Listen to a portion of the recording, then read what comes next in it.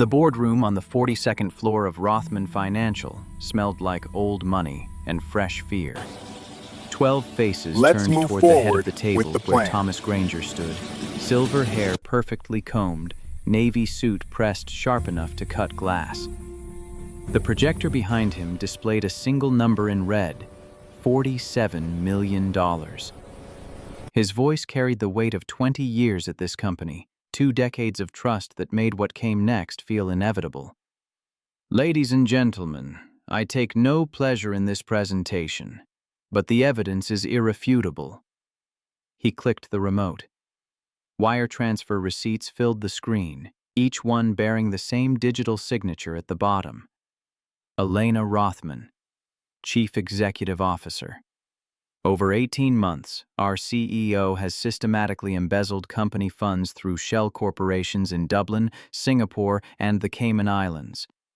Each transaction authorized during her business trips, designed to avoid detection. Elena Rothman sat at the opposite end of the table, spine rigid in her charcoal Max Mara suit, hands folded to hide the trembling. At 36, she'd spent 5 years proving she deserved the CEO chair her father left her. 5 years fighting the whispers that she was just a legacy appointment. Now those whispers had found their proof. Harold Chen, the eldest board member at 68, leaned forward. His family had invested in Rothman Financial before Elena was born. Thomas, these are serious allegations. Has legal reviewed? Our outside counsel received the preliminary findings yesterday. They recommend immediate suspension pending SEC investigation. The door at the far end of the boardroom swung open. A figure in navy coveralls pushed a janitor's cart through, the wheels squeaking against polished marble.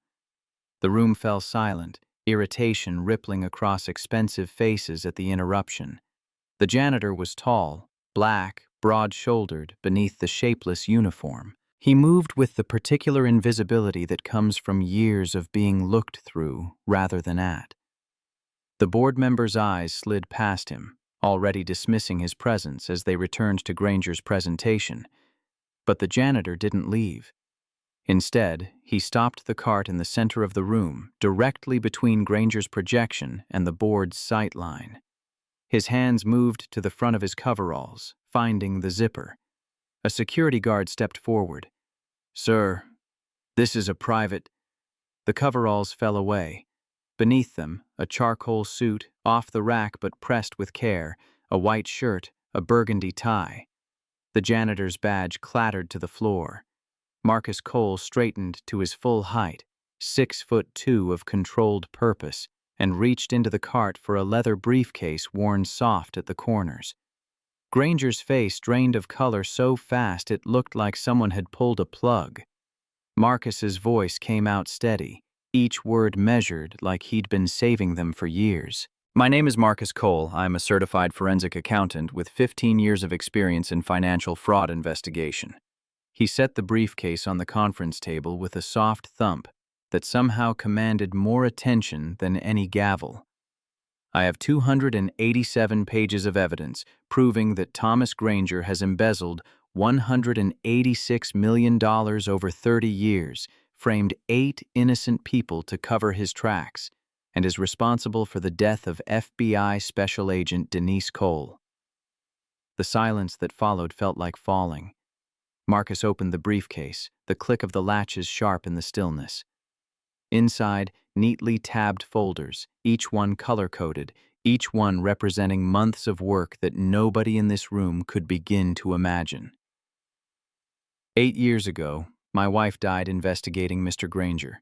Her car went off a cliff on Route 7 in Connecticut. Brake failure, they said. Single vehicle accident. He pulled out a photograph, slid it across the table. Denise Cole in her FBI windbreaker. Dark eyes warm with the kind of intelligence that saw through lies like they were written on glass. 3 weeks before she died, she had 237 pages of evidence linking Mr. Granger to a massive embezzlement scheme at Granger Holdings in Cleveland. Evidence that disappeared the day after her funeral. Thomas Granger found his voice, but it came out higher than usual, tight with something that might have been panic. "This is absurd. Security, remove this man immediately." Marcus didn't raise his voice. Didn't need to. "I took a job as a janitor in this building 3 months ago. Worked the night shift, 11 p.m. to 7 a.m., cleaning executive floors. You walked past me 46 times, Mr. Granger. Stepped over my mop bucket. Told me I missed a spot. You never once looked at my face." He turned to the board, meeting each set of eyes in turn. "For 3 months, I've listened, documented, gathered evidence, and what I found goes back 3 decades. Mr. Granger has been doing this since 1994. 8 victims, always people of color, always framed with the same shell company structure, always when internal audits got too close." Elena's hands had stopped shaking. She stared at Marcus like he'd appeared from another dimension, which in a way he had. The invisible made visible. The dismissed made essential. Harold Chen's voice cut through the tension. "Mr. Cole, these are extraordinary claims. Do you have evidence to support?" "I have server logs showing Mr. Granger accessed Miss Rothman's digital credentials from his home terminal at 2:17 a.m. on October 3rd. I have incorporation documents proving the shell companies used to steal $47 million were registered to him in 1998, 22 years before Miss Rothman became CEO. I have HR complaint files from 6 previous victims, all buried by company policy, all following the same pattern." Margaret Whitfield, 55 and sharp as broken glass, interrupted. "How did you obtain these files? If you accessed company servers without authorization, I obtained them the same way I obtained access to this building every night for 3 months. I became invisible. I pushed a cart and carried a mop, and you all forgot I was human."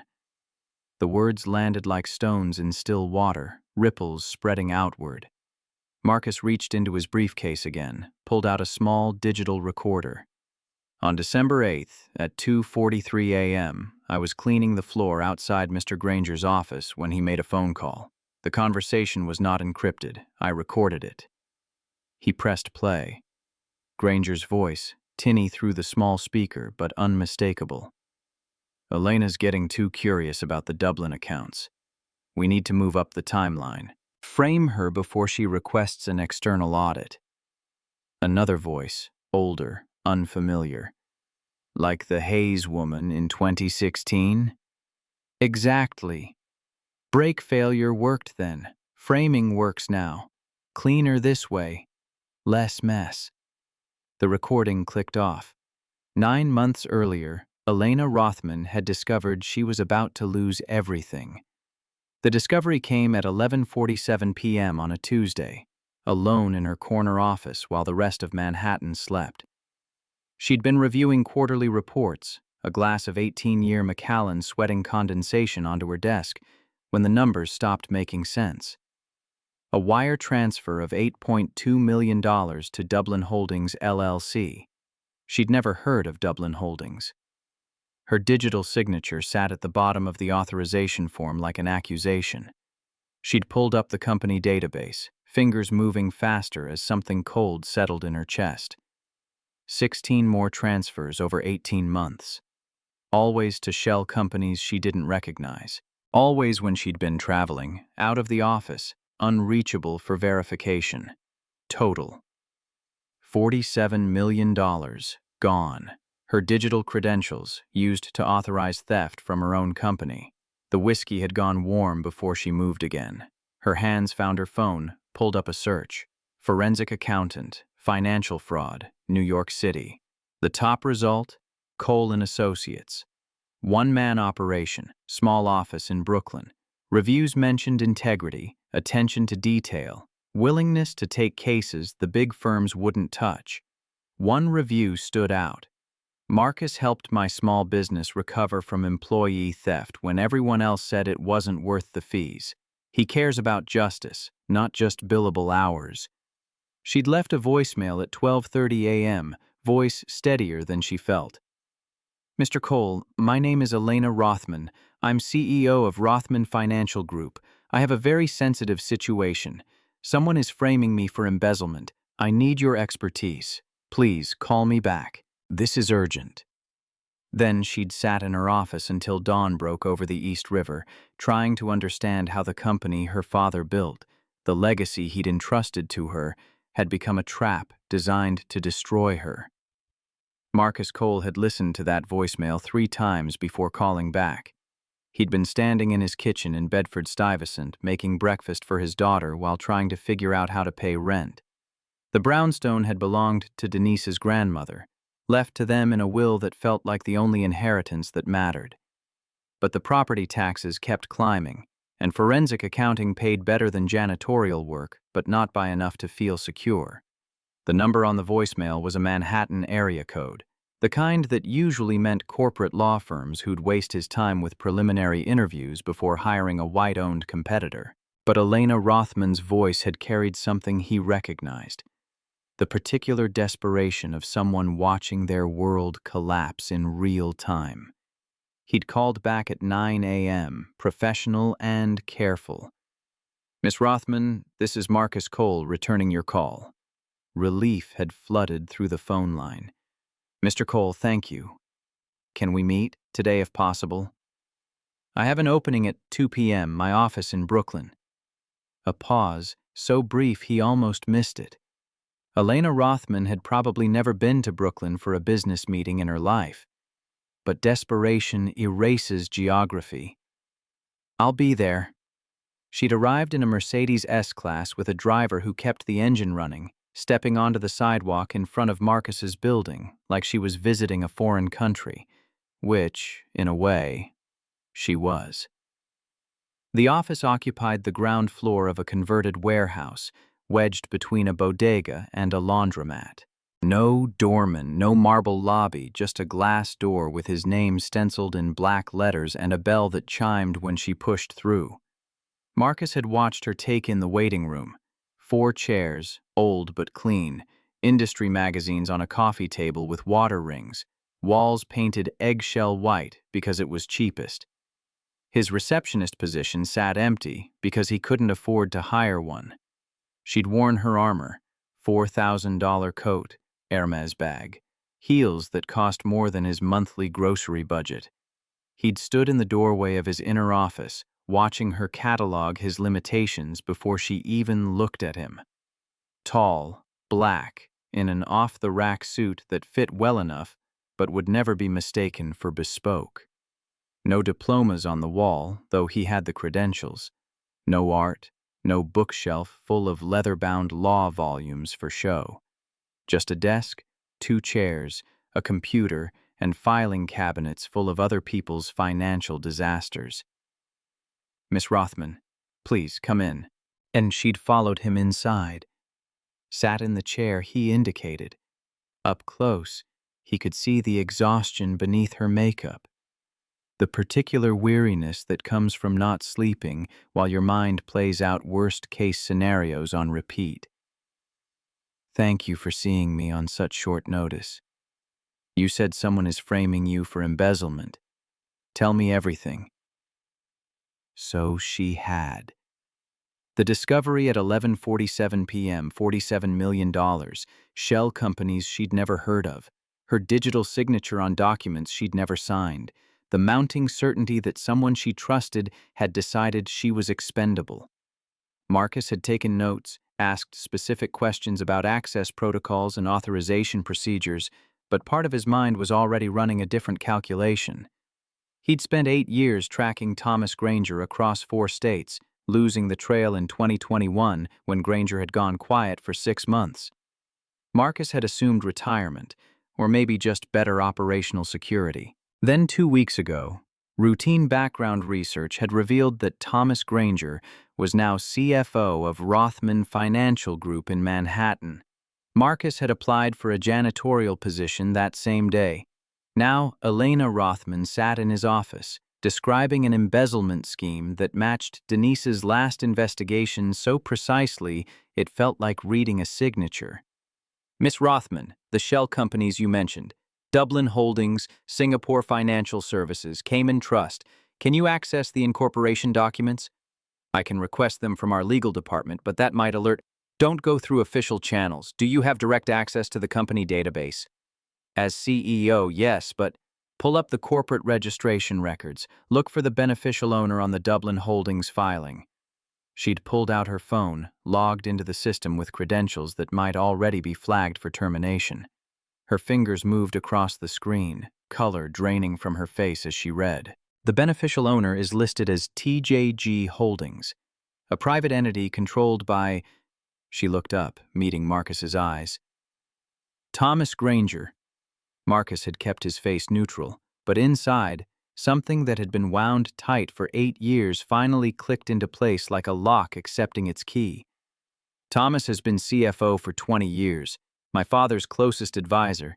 He walked me down the aisle when I got married because my father was too sick. He was at my father's bedside when he died. And now he's framing you for crimes he committed. The words sat between them, too large for the small office. Elena's voice came out smaller than before, stripped of executive authority. Why? I trusted him. I've never questioned his judgment, never interfered with his work. Why would he? Because you started asking questions, even if you didn't realize what they meant. Marcus pulled up a file on his computer, turned the monitor so she could see. A timeline, color-coded, spanning 3 decades. Thomas Granger has done this 8 times before. Same pattern. Embezzles over several years, and when internal audits get close, he frames someone else. Always someone without the resources to fight back effectively. Always someone whose testimony will be dismissed. He pointed to an entry from 2016. Denise Cole, FBI Special Agent. She was investigating Granger Holdings in Cleveland. 3 weeks before she was scheduled to present evidence to a grand jury, her car went off a cliff. Brake failure. The investigation was closed. Evidence disappeared. Elena's hand had gone to her mouth. Denise Cole was my wife. The silence that followed felt like standing at the edge of something bottomless. I've been tracking Granger for 8 years. Across Cleveland, Chicago, Boston. He's careful, always moving before anyone can build a complete case. But he uses the same shell company structure every time. The same routing through Dublin, Singapore, the Caymans. It's elegant, really, and it's how I knew. Elena had found her voice again, though it came out different than before. Less polished, more raw. When I called you, you already knew about Thomas. I knew he was CFO at Rothman Financial. I didn't know he was framing you specifically until you told me about the digital signature forgery. And the janitor job? Marcus had allowed himself a small, grim smile. I needed access to executive floors after hours. Security is lighter at night, and people don't question a man with a mop bucket. I've been documenting his movements, his communications, building a timeline of the current fraud. You calling me was coincidence. Or fate. I don't believe in fate, but I believe in patterns. And Thomas Granger follows a pattern so precise you could set your watch by it. Elena had leaned back in her chair, something shifting in her posture. The armor of her expensive clothes suddenly looked less like confidence and more like costume. What do we do? We need to access the original server logs, the ones that show when and where your digital credentials were compromised. Your CFO will have buried them, but they exist. Server backups are legally required to be maintained for 7 years. We need the physical servers in your building, the ones that haven't been scrubbed yet. I can authorize access. I'm still CEO. You said your executive access was suspended pending the board investigation. They suspended my ability to execute financial transactions. They didn't revoke my physical security clearances, not yet. Marcus had studied her face, seeing the calculation happening behind her eyes. Elena Rothman had spent 5 years in the corner office, 5 years learning to navigate corporate politics and board dynamics. She knew the difference between official suspension and actual powerlessness. The servers are in basement level 2, climate-controlled, biometric security. I have access. Then that's where we start. But Miss Rothman, if we do this, there's no going back. The board will see it as destroying evidence or corporate espionage. If we're caught, you lose whatever plausible deniability you have left. She'd met his eyes without flinching. My plausible deniability is already gone. Thomas made sure of that when he forged my signature 47 times. The only question now is whether I go down for his crimes or whether we expose the truth. The truth doesn't always win. No, but it's the only option that lets me sleep at night. Marcus had recognized the look on her face. He'd worn it himself 8 years ago, standing at Denise's grave, choosing between safe grief and dangerous justice. We go tonight. 11 p.m. security rotation changes at 11:15, gives us a 15-minute window when shift handoff creates coverage gaps.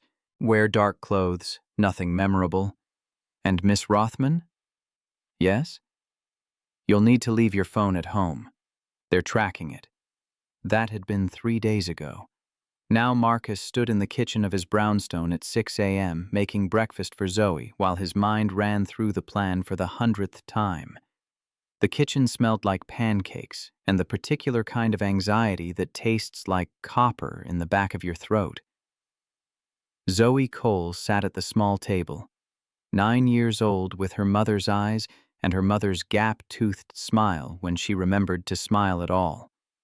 Lately, she'd been quiet, watchful in ways that made Marcus's chest hurt. Daddy, you're making them too brown. He looked down at the griddle. The pancakes had gone from golden to bronze while his attention wandered. You're right, baby. Sorry. I'll make fresh ones. It's okay. I like them crispy. She said it with the particular generosity of children who've learned to make peace with their parents' distraction. Marcus scraped the pancakes onto her plate, added butter and syrup, sat down across from her with coffee that had gone lukewarm an hour ago. How's school? Fine. Just fine? Zoe pushed syrup around her plate with the edge of her fork. Tyler Granger said you clean toilets at his dad's office. The coffee cup stopped halfway to Marcus's mouth. Tyler Granger? Is his father Thomas Granger? I don't know. Tyler's in 5th grade. He said his dad works at a big company and makes real money, not like you. The words landed with the casual cruelty of playground hierarchy, but beneath them, Marcus heard the question Zoe was too young to articulate. Are we poor? Are you ashamed of what you do?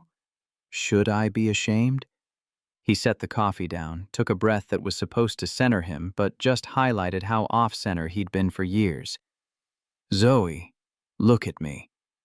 She did, those dark eyes so much like Denise's that sometimes it hurt to meet them. There is no shame in any honest work. I do clean buildings sometimes. I also analyze financial records and help people who've been stolen from. Both jobs matter. Both jobs have dignity. But Tyler said, Tyler is wrong, and his father is someone I need to tell you about, but not yet. Not until this is over. Until... what's over?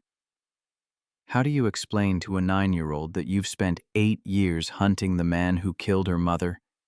That you've worked 2 jobs and missed bedtimes and school plays because you were building a case that might finally deliver something that looked like justice? There's something important I need to finish, something that has to do with Mom. And when it's done, I promise I'll explain everything. But right now, I need you to know that no matter what anyone says, you come from people who fight for what's right. Your mom did. I'm trying to. And someday, when you're ready, you'll understand what that means. Zoe had returned to her pancakes, but something had shifted in her posture. Less defeated, more thoughtful.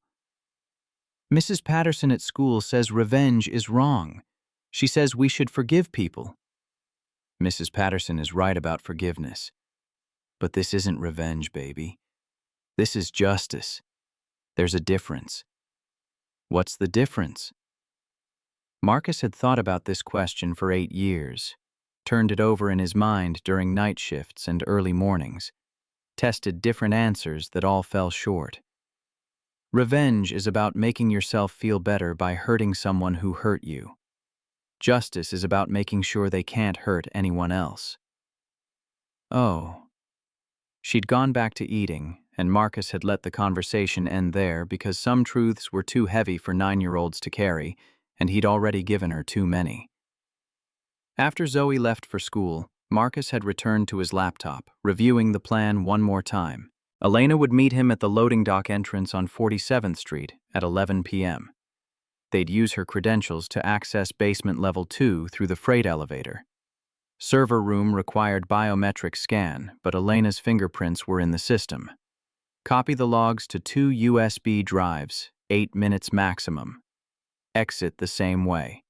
Simple, direct, probably legal since Elena technically still had authorization, even if the board thought otherwise.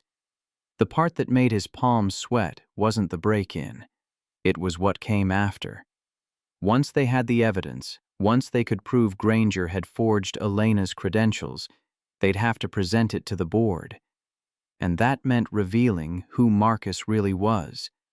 The janitor who wasn't a janitor. The grieving husband who'd spent 8 years building a case. The man who'd been invisible by choice, watching and waiting for the moment when invisibility became the ultimate advantage. Thomas Granger had walked past him 46 times in 3 months. Tim had complained about Marcus's work, criticized his technique, treated him like a piece of furniture that occasionally needed to be moved. Never once had Granger looked at Marcus's face long enough to recognize the man whose wife he'd killed. That was going to change tonight. Marcus's phone buzzed. Elena, from a burner number he'd given her. "We're still on for tonight?" "Yes." 11 p.m., loading dock. "I've been thinking about what you said, about there being no going back. Having second thoughts?" A pause that stretched long enough for Marcus to wonder if she'd hung up. "No, but I wanted to tell you something. When my father was dying, he made me promise to trust Thomas above everyone else. Said Thomas had been with him through every crisis, every challenge. That Thomas was the only person in the company who cared about legacy more than profit. Your father was wrong." "I know. And that's what makes this so hard. Not just that Thomas betrayed me, but that my father's judgment was so catastrophically flawed. Everything I thought I knew about the company, about loyalty, about who deserves trust, it was all built on a foundation that was rotten from the beginning."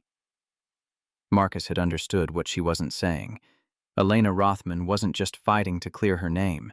She was fighting to understand how the world she'd been raised to trust had turned out to be a carefully constructed lie. "Miss Rothman, when this is over, you're going to have choices to make about what kind of company you want to run, what kind of CEO you want to be. But first, we have to survive tonight." "I know. I'll see you at 11. She'd hung up, and Marcus had sat with his cooling coffee, thinking about choices and consequences, and the way justice and revenge sometimes looked identical until you examined your own heart closely enough to tell the difference. At 10:30 p.m., Marcus had changed into dark jeans and a black jacket, left a note for his sister who was watching Zoe, and taken the subway into Manhattan. The night was cold enough to see breath, the kind of December evening that made the city feel sharper, more awake. He'd arrived at the loading dock at 10:55. Elena was already there, and he almost hadn't recognized her. No $4,000 coat, no Hermes bag. She wore dark jeans that actually fit like she'd worn them before, a black North Face jacket, white sneakers that had been broken in by someone else's feet. Her hair was pulled back in a simple ponytail, no makeup, no jewelry. She looked younger, more uncertain, and completely unlike the woman who'd walked into his office 3 days ago. "You came prepared." She'd looked down at herself, something crossing her face that might have been embarrassment or might have been revelation.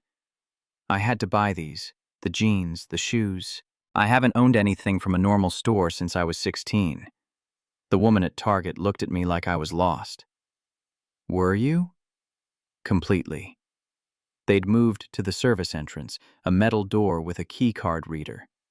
Elena had pulled out her access card, the gold executive version that was supposed to work everywhere in the building. She'd swiped it. Red light. Access denied. That's not possible. This card has worked for 5 years. Marcus had kept his voice calm, even as his pulse kicked up. They've started revoking your privileges. Probably happened this afternoon. Do you have the master key your father gave you? That's from 2014.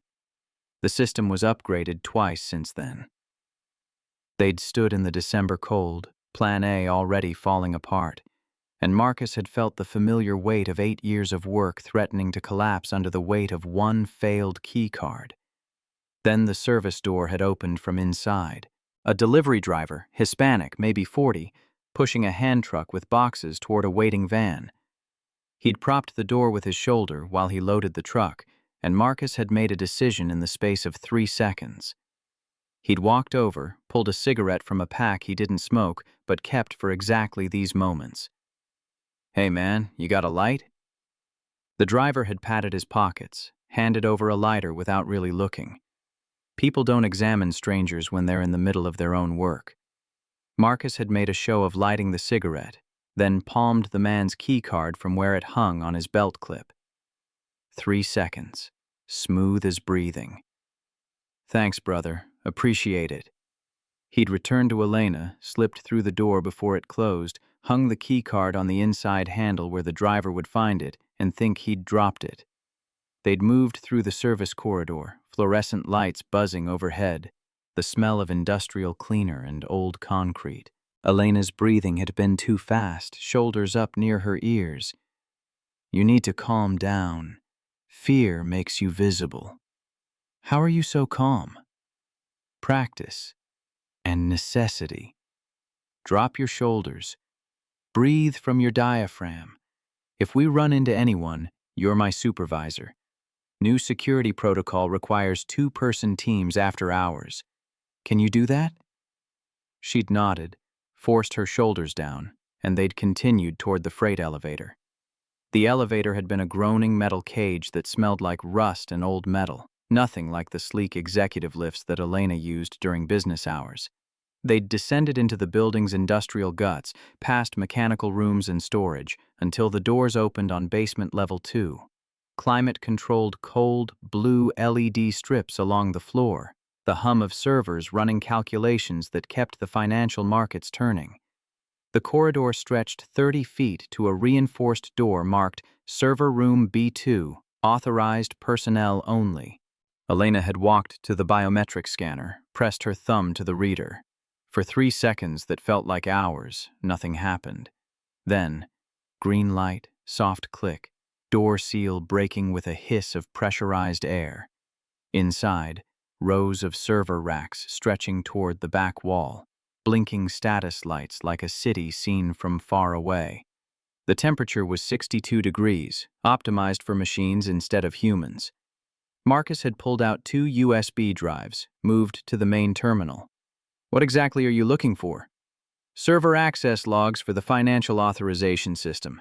Specifically, I need to see every time your digital credentials were used in the last 18 months.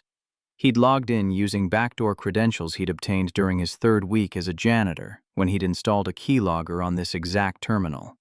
The files appeared, thousands of entries showing every digital signature processed through Rothman Financial's authorization system. Marcus had started the copy protocol. 8 minutes for a complete backup, the progress bar creeping forward with excruciating slowness. 3 minutes in, they'd heard voices in the corridor, male, authoritative, getting closer. Elena's eyes had gone wide. Marcus had pulled her behind the nearest server rack, the gap between machines just wide enough for 2 people if they didn't breathe too deep. The door had opened. Footsteps, 2 sets, one heavy and one lighter. "I'm telling you, sir, the system showed a biometric entry at 2314, server room level 2. Could be maintenance. Check the schedule." The voices had belonged to Granger and a security officer. Marcus had felt Elena tense beside him, her shoulder pressed against his. both of them barely breathing in the narrow space between expensive machinery. Granger had walked deeper into the room, close enough that Marcus could have reached out and touched him. 8 years of hunting this man, and now they stood 6 feet apart, separated only by a server rack and the discipline to stay absolutely still. Nothing looks disturbed, probably a glitch in the biometric log. Should I file a report? No need, but increase patrol frequency on this level for the rest of the week. I want someone checking basement 2 every hour. They'd left. The door had sealed behind them with that same pressurized hiss. Elena had started to move, but Marcus had kept his hand on her arm. Wait. Count to 100. They'd waited in the cold silence, listening to server fans and their own heartbeats. At 100, Marcus had checked the corridor through the door's small window. Empty. The USB progress bar had hit 100%. He'd ejected both drives, pocketed them in separate jacket pockets in case one got lost, and led Elena back toward the freight elevator. They'd made it to the loading dock without incident. The December air had felt warm compared to the server room, and Elena had sagged against the brick wall like her legs had stopped working properly. We almost got caught. Almost doesn't count. He was right there. Thomas was right there, and you didn't what? Attack him? That's not how this works. We need him confident and unaware. The moment he knows we have evidence, he starts destroying backup files and calling lawyers. We do this smart, or we don't do it at all. Elena had nodded, but her hands were shaking. Marcus had recognized the adrenaline crash, the way fear catches up after danger passes. Miss Rothman, I need you to go home. Different route than you came. Don't use your car service. Take the subway, get off 3 stops early, walk the rest. Tomorrow, act normal. Go to your office. Do your work. Don't give any indication that tonight happened. When do we present the evidence? I need to analyze what we copied. Correlate it with the other victims' timelines. Build an airtight case. 3 days, maybe 4. The board meets in 5 days. Thomas has scheduled a vote to remove me. Then we have 4 days to make sure that vote never happens. She'd left, disappearing into the Manhattan night, and Marcus had taken his own advice about different routes. He'd walked 30 blocks before catching a train, the USB drives in his pocket feeling heavier than their actual weight, like they contained not just data, but the accumulated gravity of 8 years and 8 victims and 1 dead FBI agent who deserved better than brake failure on a rainy night. He'd arrived home at 1:47 a.m. His sister had fallen asleep on the couch, and Marcus had covered her with a blanket before heading to his office, a converted bedroom that smelled like old paper and determination. The USB drives had contained exactly what he'd hoped for. Comprehensive logs showing every access to Elena's digital credentials. He'd started building the timeline, cross-referencing with her travel schedule, her business calendar, the times when she was provably elsewhere when transactions occurred. October 3rd, 2:17 a.m. Granger's terminal ID accessing Elena's signature authentication. October 5th, 3:42 a.m. Same terminal, different access point. The pattern repeated 16 times, always in the dead hours when the building was empty except for security and janitorial staff. People who were, in other words, invisible. Marcus had worked until dawn, building spreadsheets and correlation charts, assembling pieces of a puzzle he'd been working on since before Zoe learned to walk. The USB drives held proof of this fraud, but they didn't prove Denise's murder.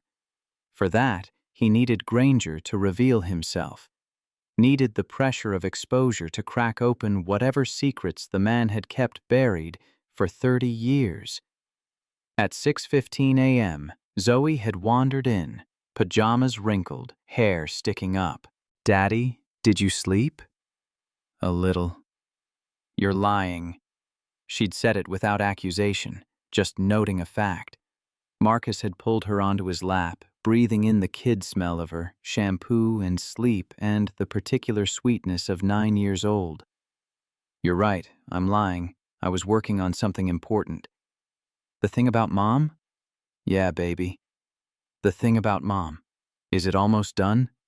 Marcus had looked at the screens full of evidence, the timeline that spanned 3 decades, the names of victims who'd lost years of their lives to Thomas Granger's carefully constructed fraud. Almost. Very soon now. Zoe had hugged him, fierce and quick, then pulled away to get ready for school. Marcus had watched her go, thinking about promises kept and promises broken and the way children absorb their parents' obsessions like second-hand smoke.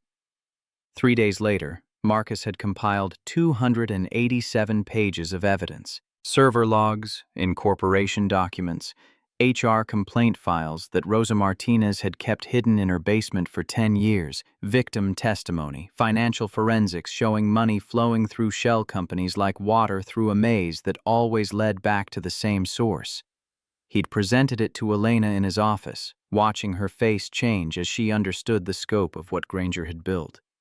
Not just fraud, but a system. Not just theft, but a carefully engineered method of destroying anyone who got too close to the truth. There are 8 victims? 8 confirmed. I suspect there are more, but these are the ones I can prove. Jamal Thompson served 4 years for embezzlement in Cleveland. Maria Gonzalez, 2 years in Chicago. Keisha Williams is still serving year 6 of a 12-year sentence in Boston. Elena had put her hand over her mouth. And your wife? Denise was number 3. She didn't go to trial because she died before she could present evidence. Marcus, I'm so sorry. Don't be sorry, help me finish this. They'd planned the confrontation for the board meeting, the one where Granger expected to present his evidence against Elena and watch her career disintegrate. Instead, they'd walk in with truth that cut deeper than fraud, that exposed not just one criminal, but an entire system that had enabled him. The night before the meeting, Marcus had called Zoe from his sister's house in Philadelphia. He'd sent her there for safety after Tyler Granger's playground cruelty revealed how close the worlds were getting, how soon everything would become public and dangerous. Daddy, when can I come home? Soon, baby. Tomorrow, everything changes. Are you scared? The question had caught him off guard, made him pause in a way that let truth slip through. Terrified. Then why are you doing it? Because your mom would, and because I promised her I'd finish what she started, and because if I don't, the bad man hurts more people. What if he hurts you? Marcus had closed his eyes, phone pressed to his ear, thinking about all the ways to lie to your daughter for her own comfort and rejecting everyone. Then you'll know I tried. You'll know I fought for what matters, and someday when you're older, you'll understand that some things are worth the risk. I love you, Daddy. I love you more than the sky, baby. More than all the stars. It was something Denise used to say, back when Zoe was small enough to believe in hyperbole without questioning the math. Now it just hurt, a reminder of everything lost and everything still at stake. The morning of the board meeting, Marcus had dressed in his best suit, the one he'd bought for Denise's funeral and hadn't worn since. Navy, single-breasted, pressed until the creases could cut. He'd loaded the briefcase with evidence, checked and rechecked the USB drives, rehearsed the presentation until it felt like muscle memory. Elena had texted at 8 a.m. I'm ready, Marcus had replied. See you there. He'd taken the subway to Midtown, walked the 6 blocks to Rothman Financial, and entered through the main lobby for the first time in 3 months. No service entrance, no janitor's uniform, just Marcus Cole, forensic accountant, walking through marble and brass like he belonged there. The elevator to 42 had been the executive model, smooth and silent. Other passengers had given him space without seeming to, the unconscious geography of bodies that marks some people as different, as other, as requiring distance. He'd let them keep their distance. Soon enough, they'd have no choice but to see him. The boardroom fell into the kind of silence that happens when reality shifts faster than minds can process. Thomas Granger stood frozen at the projector, remote control still gripped in his hand like he'd forgotten how to let go. His presentation about Elena's crimes glowed behind him, suddenly irrelevant, suddenly exposed as the distraction it had always been. Harold Chen broke the quiet first, his voice carrying the careful weight of a man who'd survived 6 decades in finance by knowing when the ground was shifting beneath him. Mr. Cole, you're making serious accusations. Before we proceed, I need to understand your credentials and your relationship to this matter. Marcus set the briefcase on the polished table, the leather worn soft from years of carrying other people's financial disasters. He pulled out the first folder, slid it across to Chen. I'm a certified forensic accountant, 15 years of experience specializing in corporate fraud and embezzlement cases. My relationship to this matter is both professional and personal. Miss Rothman retained my services 4 days ago to investigate the allegations against her. What I found goes back 30 years and involves 8 victims, one of whom was my wife. Margaret Whitfield leaned forward, reading glasses perched on her nose, the kind of woman who'd built a career on asking questions that made men uncomfortable. Your wife worked in finance? My wife was FBI Special Agent Denise Cole. In 2016, she was 3 weeks away from presenting evidence that would have sent Thomas Granger to prison for embezzling $3.2 million from Granger Holdings in Cleveland. She died in a single-vehicle accident on Route 7 in Connecticut. Brake failure. The investigation was closed the day after her funeral. Granger found his voice, but it came out higher than his usual measured baritone. This is a conspiracy theory from a grieving husband. I sympathize with your loss, Mr. Cole, but using this board meeting to... I have the recordings. 4 words, delivered with the precision of a surgeon making the first incision. Marcus pulled out the digital recorder, set it in the center of the table. Pressed play. Granger's voice filled the room, tinny but unmistakable.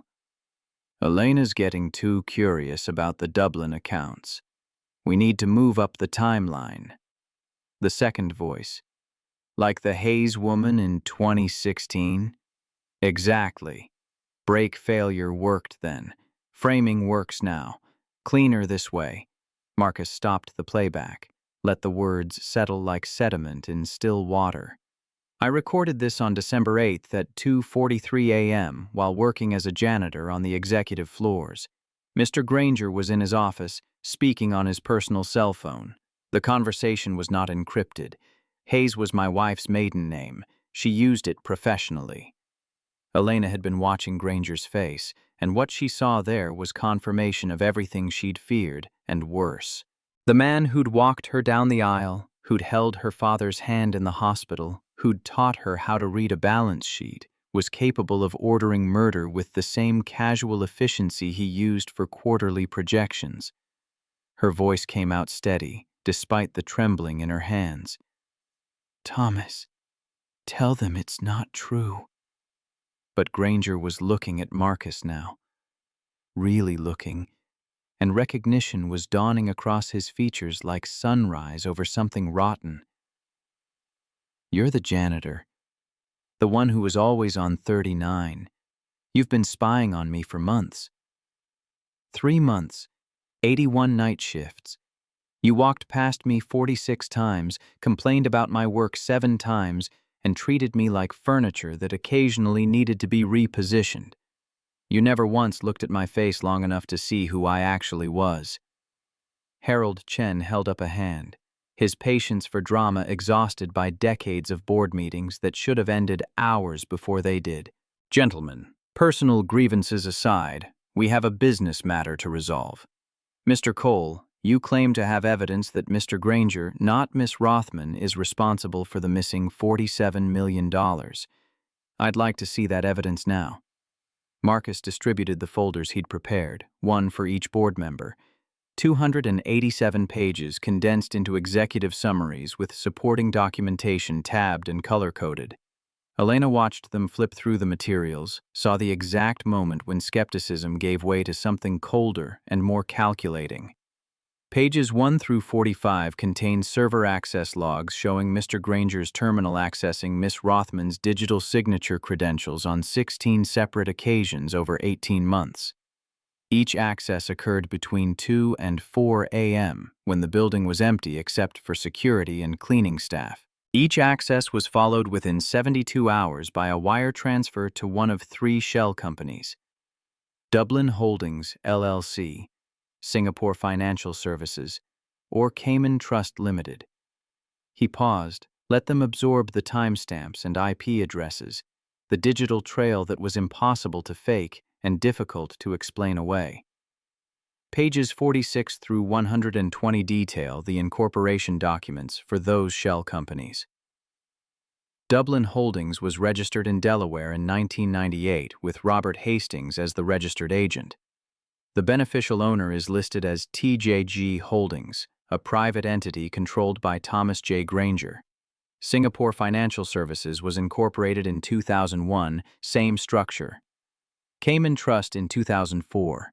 Margaret Whitfield looked up from the documents, her expression shifting from professional courtesy to something sharper. These shell companies predate Elena's tenure as CEO by 16 to 22 years, correct? Miss Rothman was 26 years old when Dublin Holdings was created. She was in graduate school at Wharton, not involved in company operations. Granger had regained some of his composure, the initial shock fading into defensive calculation. Those are legitimate corporate structures for tax optimization. Perfectly legal entities that have been reviewed by our external auditors multiple times. Tax optimization that resulted in $186 million being transferred from Rothman Financial to personal accounts in the Bahamas registered under your name. I have the bank statements, Mr. Granger. Would you like me to distribute those as well? The color drained from Granger's face again, faster this time. Harold Chen closed his folder with the kind of finality that comes before difficult decisions. Thomas, I think you should stop talking and call your attorney. But Granger wasn't looking at Chen. He was staring at Marcus with the expression of a man watching his carefully constructed world collapse in real time. Every detail he'd planned for decades suddenly revealed as inadequate against an enemy he hadn't known existed. You've been planning this for years. The janitor job, the recordings, befriending Elena. This whole thing is a setup. Marcus met his gaze without flinching. I've been documenting your crimes for 8 years, across Cleveland, Chicago, Boston, and now New York.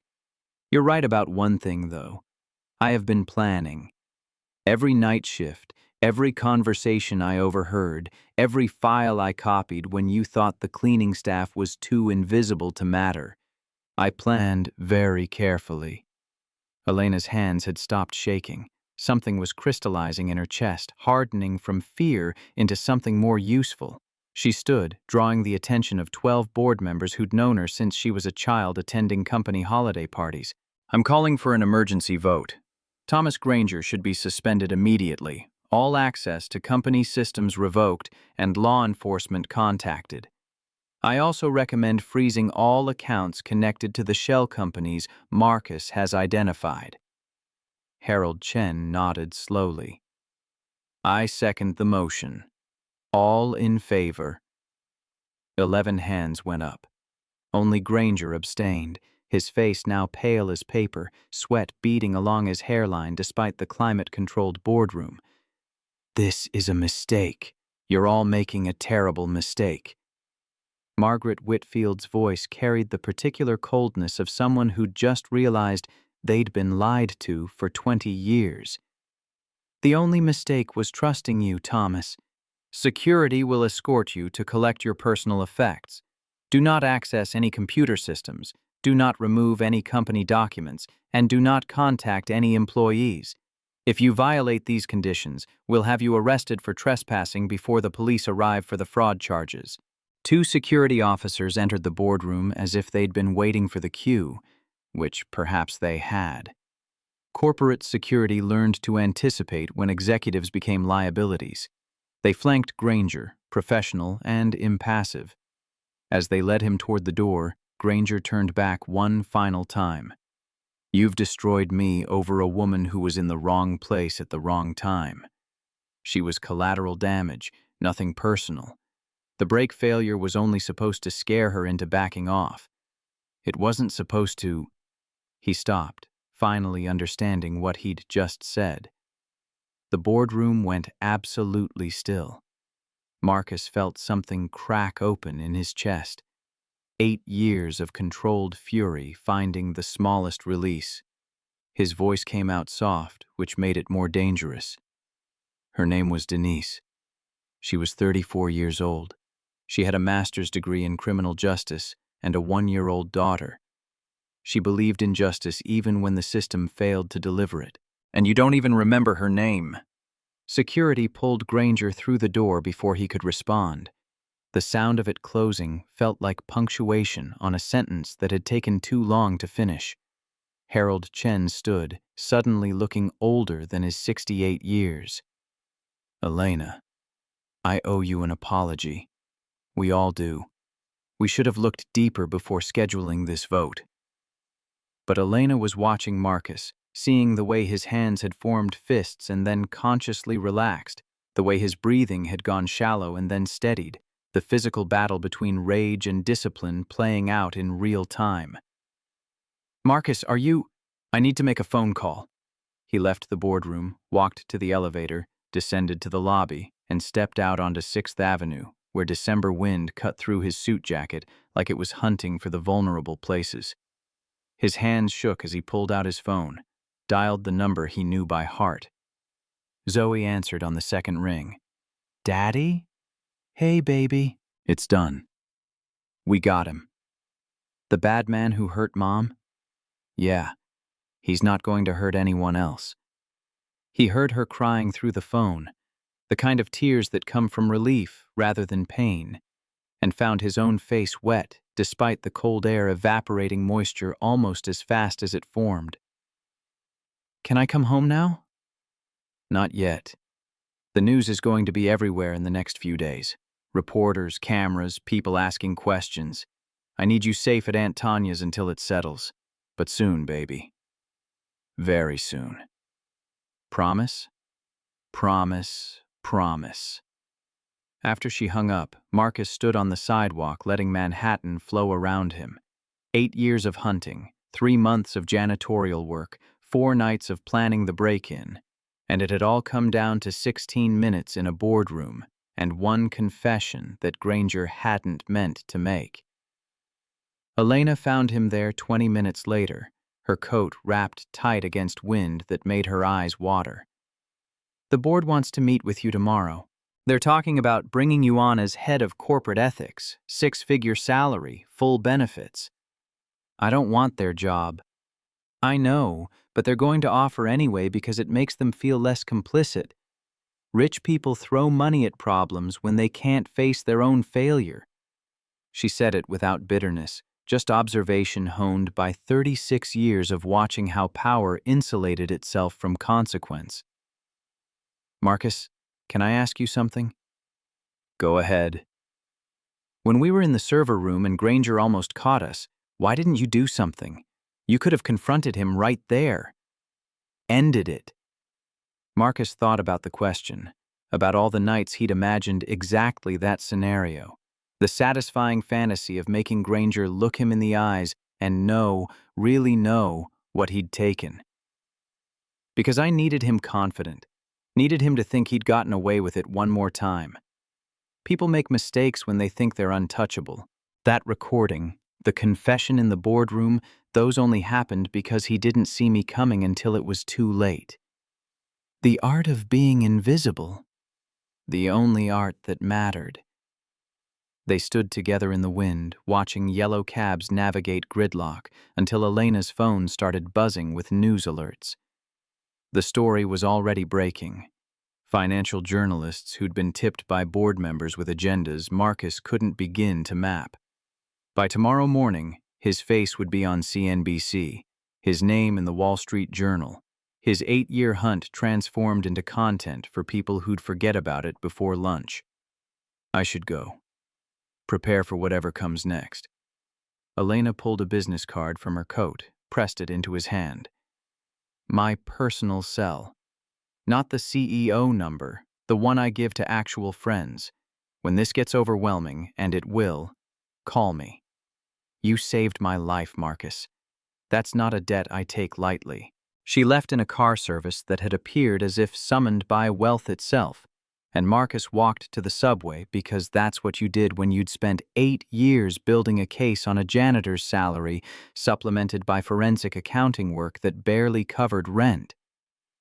The train back to Brooklyn was crowded with evening commuters, people pressed together in forced intimacy, all of them looking at phones or windows or nothing, masters of urban invisibility. Marcus found a corner and let his mind finally process what had happened. Granger was finished. The confession had been recorded by the board's automatic meeting transcription system, admissible in court, impossible to walk back. The FBI would reopen Denise's case. The victims would get their names cleared. Elena would survive with her reputation intact. Everything he'd worked for had come to fruition in a single morning. So why did he feel empty instead of victorious? The answer came from Zoe's voice on the phone, the question she'd asked that he'd deflected. Can I come home now? Because home had been defined by absence for 8 years, by the ghost of Denise and the hunt for her killer, and now that the hunt was over, he didn't know what home looked like without it. His phone buzzed, text from a number he didn't recognize. Mr. Cole, this is FBI Special Agent Patricia Morrison. I worked with Denise in the Cleveland field office. I've been following the Rothman case since the news broke 2 hours ago. I'd like to discuss reopening your wife's investigation. Can we meet tomorrow? Marcus stared at the message, feeling pieces of his carefully constructed emotional walls start to crumble.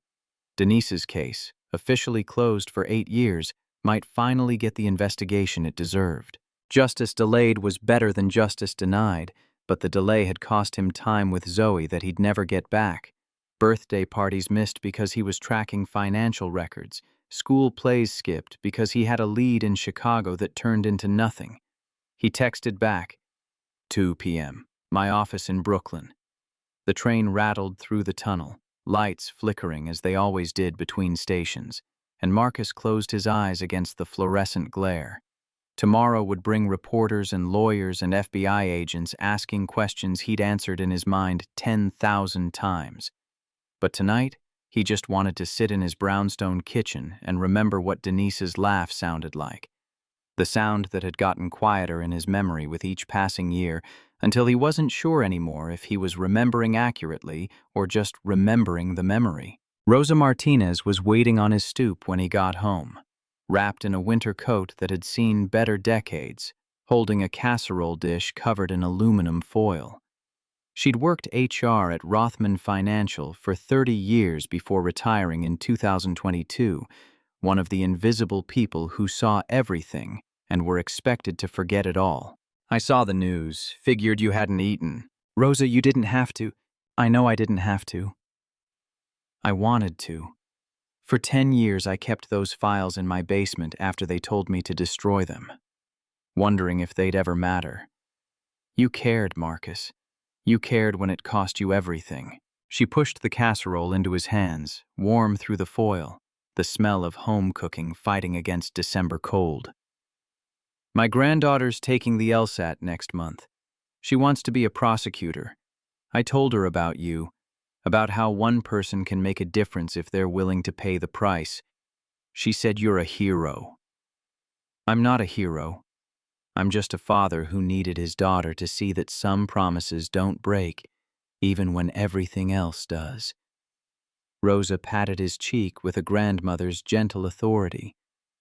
That's exactly what heroes say. Eat the chicken, Marcus, and get some sleep. Tomorrow's going to be harder than today. She left him standing on the stoop with warm food and cold truth, and Marcus carried both inside to a brownstone that felt larger now that the hunt was over, rooms that had been filled with purpose suddenly revealing themselves as just rooms. He ate the chicken at his kitchen table, looking at Denise's photo on the mantel. We got him, Dee. It's over. The photo didn't answer, of course, but in the dim kitchen light, Denise's smile looked like forgiveness for all the ways he'd failed to be present, failed to move on, failed to be the father Zoe deserved because he'd been too busy being the husband Denise would never know she'd lost. His phone buzzed again. Elena. News cameras are outside my building. Reporters asking about the janitor who took down a Wall Street executive. How are you holding up? I'm fine. You're lying. I've gotten very good at recognizing lies this week. Marcus smiled, despite the exhaustion pulling at his edges. Okay. I'm completely overwhelmed and have no idea what to do with myself now that the thing I've been focused on for 8 years is suddenly finished. That's better. Want some advice from someone who just had her entire worldview shattered? Sure. Don't make any major decisions for at least a month. Don't talk to reporters without a lawyer present. And definitely don't turn down the job offer from Rothman Financial because you think you don't deserve success. You earned this, Marcus. Let yourself have it.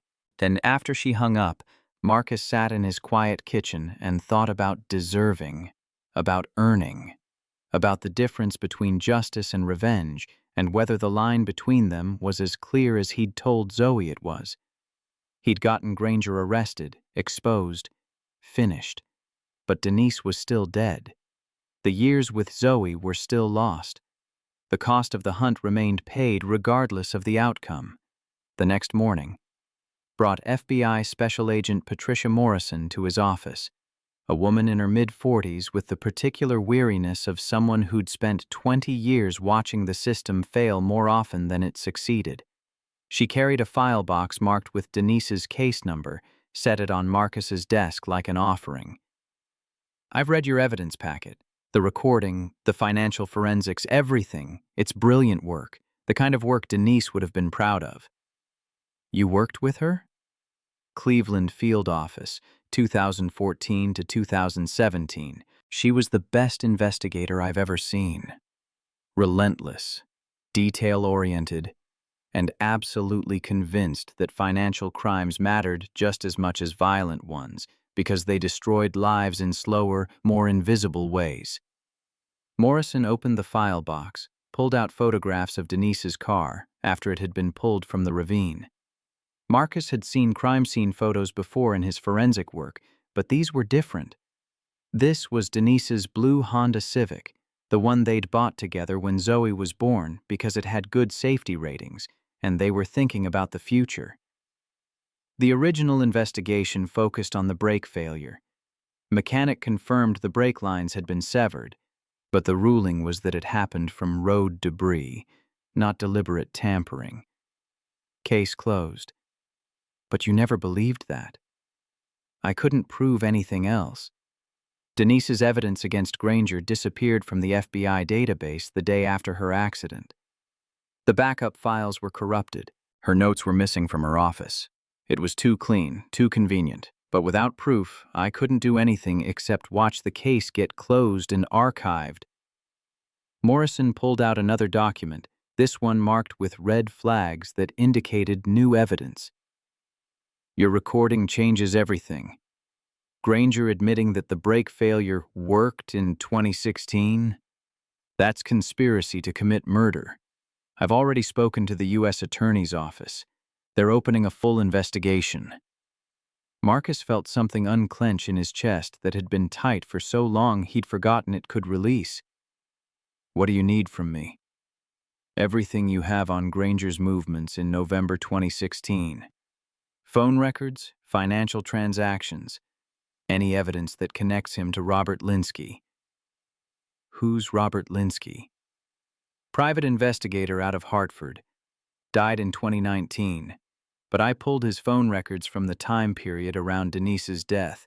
He received a $50,000 wire transfer from one of Granger's shell companies on November 10, 2016. 2 days later, Denise died. I couldn't prove a connection then, but with the recording, you can establish that Granger hired someone to tamper with her car. Exactly. Linsky's dead, so we can't get his testimony. But we can build a circumstantial case that becomes very difficult to defend against when combined with Granger's recorded confession. They spent the next 3 hours going through Marcus's files, 8 years of documentation that had been building toward exactly this moment. Morrison took notes with the focused intensity of someone who'd been waiting a long time for a second chance. "Marcus, I have to ask, why didn't you come to the FBI years ago with this evidence?" He thought about all the reasons, the cynicism that comes from watching institutions fail, the knowledge that a black man accusing a wealthy white executive of murder would be dismissed as grief-motivated conspiracy, the simple fact that he hadn't trusted anyone to care as much as he did. Because I needed to be absolutely certain, because I needed evidence so overwhelming that it couldn't be ignored or buried, and because 8 years ago, I was angry and broken and didn't trust that the system would do what it was supposed to do. Do you trust it now? I trust you. That's different from trusting the system. Morrison smiled, sad and knowing. Fair enough. I'll work with what you're giving me. But Marcus, you should prepare yourself for the possibility that even with all this evidence, Granger might not be convicted of Denise's murder. The statute of limitations hasn't run out, but proving conspiracy when the actual perpetrator is dead is complicated. He'll definitely go to prison for the fraud, but murder, I know. I've known from the beginning that justice for Denise might be incomplete. But getting Granger locked up for anything is better than watching him walk free while Denise stays dead and 8 other victims carry the weight of his crimes. After Morrison left, Marcus sat alone in his office, surrounded by 8 years of paperwork that would now be cataloged as evidence in a federal case. His phone kept buzzing with interview requests from reporters, offers from publishers who wanted to turn the story into a book, emails from corporate headhunters who'd seen his name in the news and smelled opportunity. He ignored them all and called his sister. "Tanya, can you put Zoe on?" "Marcus, the news is everywhere. Kids at school are asking her questions. She needs to come home." "I know. I'm coming to get her this afternoon. Is she okay?" "She's worried about you. Says you sounded tired when you called yesterday." When Zoe's voice came through, small and concerned, Marcus felt the familiar ache of being simultaneously the most important person in someone's life and chronically absent from it. "Daddy, Aunt Tanya says you're famous now." "I'm not famous, baby. I'm just someone who did what needed to be done." "Will you have to go away again, for work?" The question hit harder than it should have, revealing the damage that 8 years of distraction had caused. "No, I'm taking time off. We're going to spend every day together for a while. I'll teach you to make pancakes that aren't burned. We'll go to the Science Museum. We'll watch all those documentaries you like about space and time and how the universe works." "Promise?" "Promise. Promise." He drove to Philadelphia that afternoon, the traffic on I-95 giving him time to think about what came next. The job offer from Rothman Financial sat in his inbox, unanswered. 6 figures, full benefits, the chance to build corporate ethics programs that might prevent the next Thomas Granger from destroying the next 8 victims. It was meaningful work, important work, the kind of career Denise would have encouraged him to take. But it also meant staying in the world of financial fraud and corporate malfeasance, spending his days looking for the next disaster instead of being present for the daughter who'd grown up in the shadow of the last one. Tanya's house in West Philadelphia smelled like dinner cooking and normal life, the kind of domestic stability that Marcus had sacrificed in favor of obsession. Zoe ran to him when he walked through the door, wrapped her arms around his waist with the fierce grip of 9 years old who'd learned not to take presents for granted. "I saw you on TV. They said you're a hero who caught a bad guy." "TV exaggerates. I'm just your dad who's very sorry for being away so much." "Are you sad about Mom?" "Always. But I'm also happy we got justice for her. Those 2 things can exist together." They drove back to Brooklyn through early winter darkness. Zoe chattering about school and friends and a science fair project on renewable energy that she wanted to build together. Marcus listened, really listened, hearing between the words to the loneliness that had shaped her childhood, the absences that had taught her to be self-sufficient before she should have needed to be. Daddy, what happens to the bad man now? He goes to trial, probably goes to prison for a very long time. Does that make you feel better? The question was too perceptive for 9 years old, but Zoe had always been that way, seeing through adult deflections with the clarity that comes before life teaches you to accept comfortable lies. It makes me feel like I kept my promise to your mom. Whether that's the same as feeling better, I don't know yet. They pulled up to the brownstone as snow started to fall, the first of the season, turning Brooklyn into something softer than its usual concrete edges. Marcus carried Zoe's bag inside, started making dinner while she did homework at the kitchen table, and felt the strange sensation of time moving at normal speed instead of the accelerated pace that had defined 8 years of hunting. His phone buzzed. Harold Chen. Marcus, the board met this afternoon. We'd like to extend a formal offer for the position of Chief Ethics Officer. 180,000 base salary, full benefits, equity package, and complete authority to investigate any aspect of company operations without board approval required. You'd report directly to Elena. I need time to think about it. Of course, but Marcus, I want you to understand something. What Thomas did, what we allowed to happen by not asking harder questions, that's on us. We can't undo it, but we can make sure it never happens again. And you're the only person I trust to build that system. After Chen hung up, Marcus looked at Zoe working on math problems, tongue poking out in concentration the way Denise's used to when she was focused. The job meant stability, college fund contributions, the ability to stop worrying about rent and property taxes and whether he could afford to fix the boiler when it inevitably broke. But it also meant time away from moments like this, homework at the kitchen table, and snow falling outside, and the simple presence that Zoe had been asking for in a dozen different ways for 8 years. After Chen hung up, Marcus looked at Zoe working on math problems, tongue poking out in concentration the way Denise's used to when she was focused. The job meant stability, but it also meant time away from moments like this. He pulled out his laptop, composed an email declining the chief ethics officer position, but offering to consult on building the ethics program. Hourly rate, limited hours per week, maintaining the flexibility to be present instead of successful in the ways that success was usually measured. The next 3 months passed in a blur of depositions and grand jury testimony and news cycles that chewed through the story until the next scandal emerged to feed the public appetite for institutional failure. Thomas Granger was indicted on 27 counts of wire fraud, money laundering, conspiracy to commit fraud, and 1 count of conspiracy to commit murder in the death of Denise Cole. The trial date was set for June, giving Marcus half a year to prepare testimony and watch his face gradually disappear from headlines as other, newer disasters emerged to feed the cultural moment. Keisha Williams was released from prison in February, her conviction overturned based on evidence that Granger had framed her using the same methods he'd used on Elena.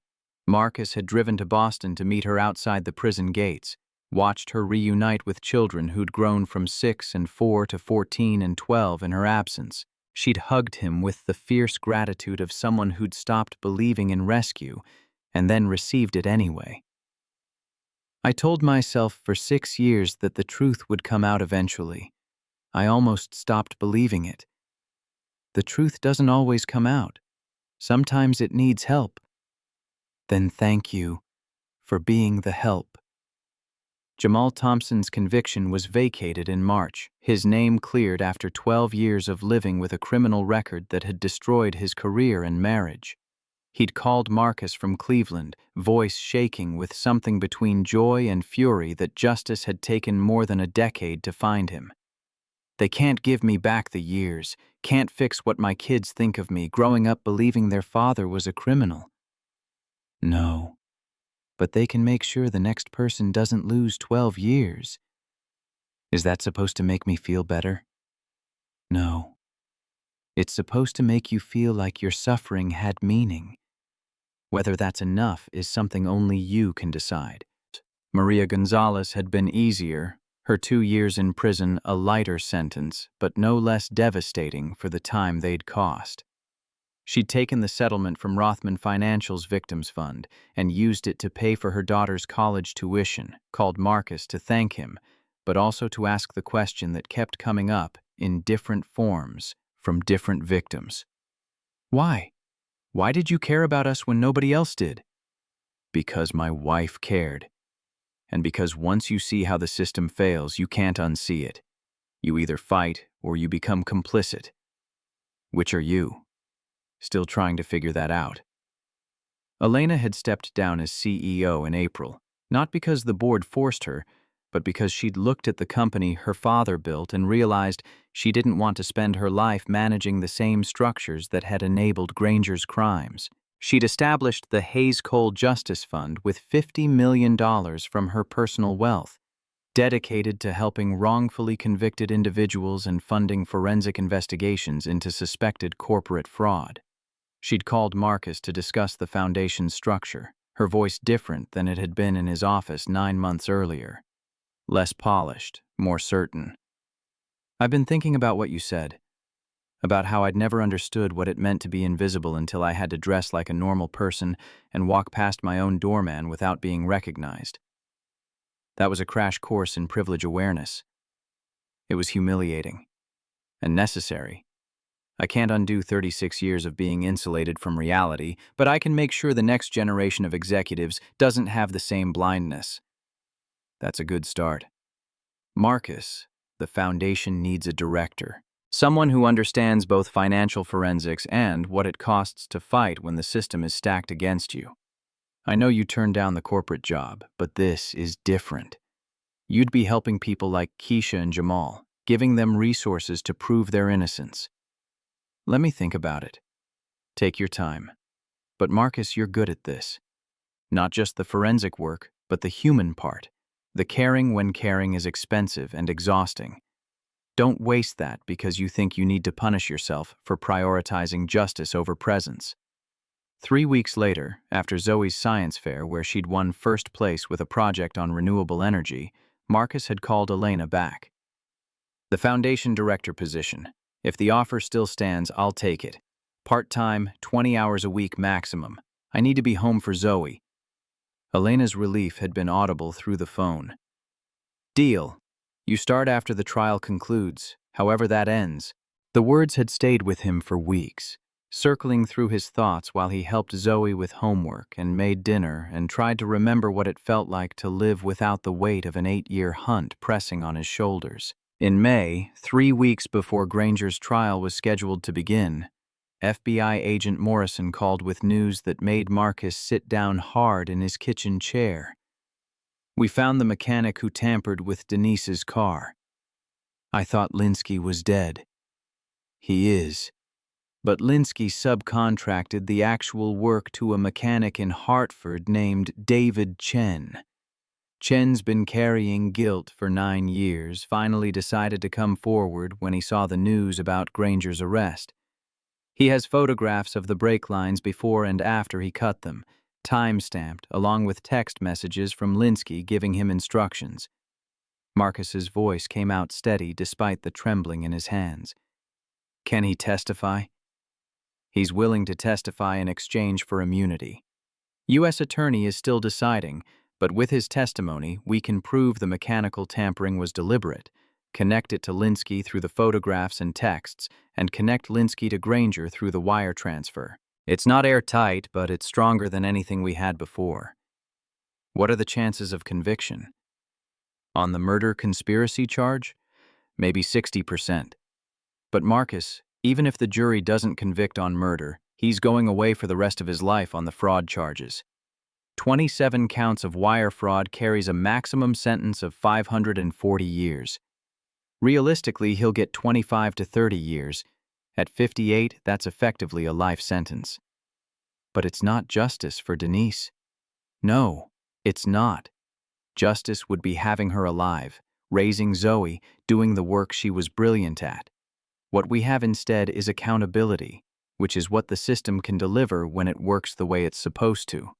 After Morrison hung up, Marcus sat in the kitchen where he'd made breakfast for Zoe 9,000 mornings, where he'd plotted Granger's downfall, where Denise's photo watched from the mantel with patient eyes that would never age beyond 34. He thought about accountability versus justice, about the difference between what you deserve and what you get, about whether 9 years of one man's guilt was worth the price of his testimony if it meant Granger would finally face consequences for ordering Denise's death.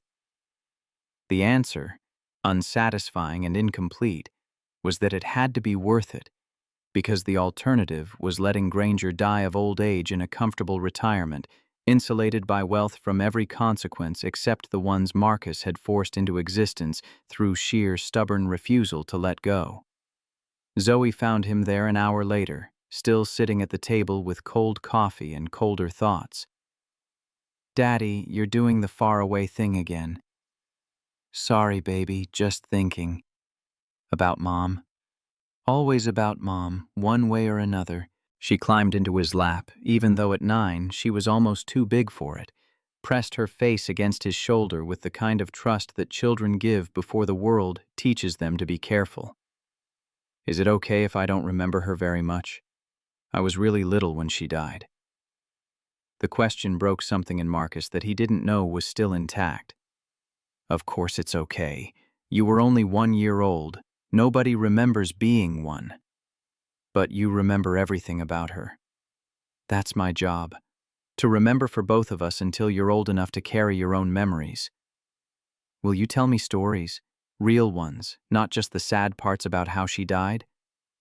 So Marcus told her about meeting Denise at Howard University, about how she'd corrected his calculator placement and made him laugh in the same breath, about their wedding in a small church in Cleveland with 50 people who'd loved them both.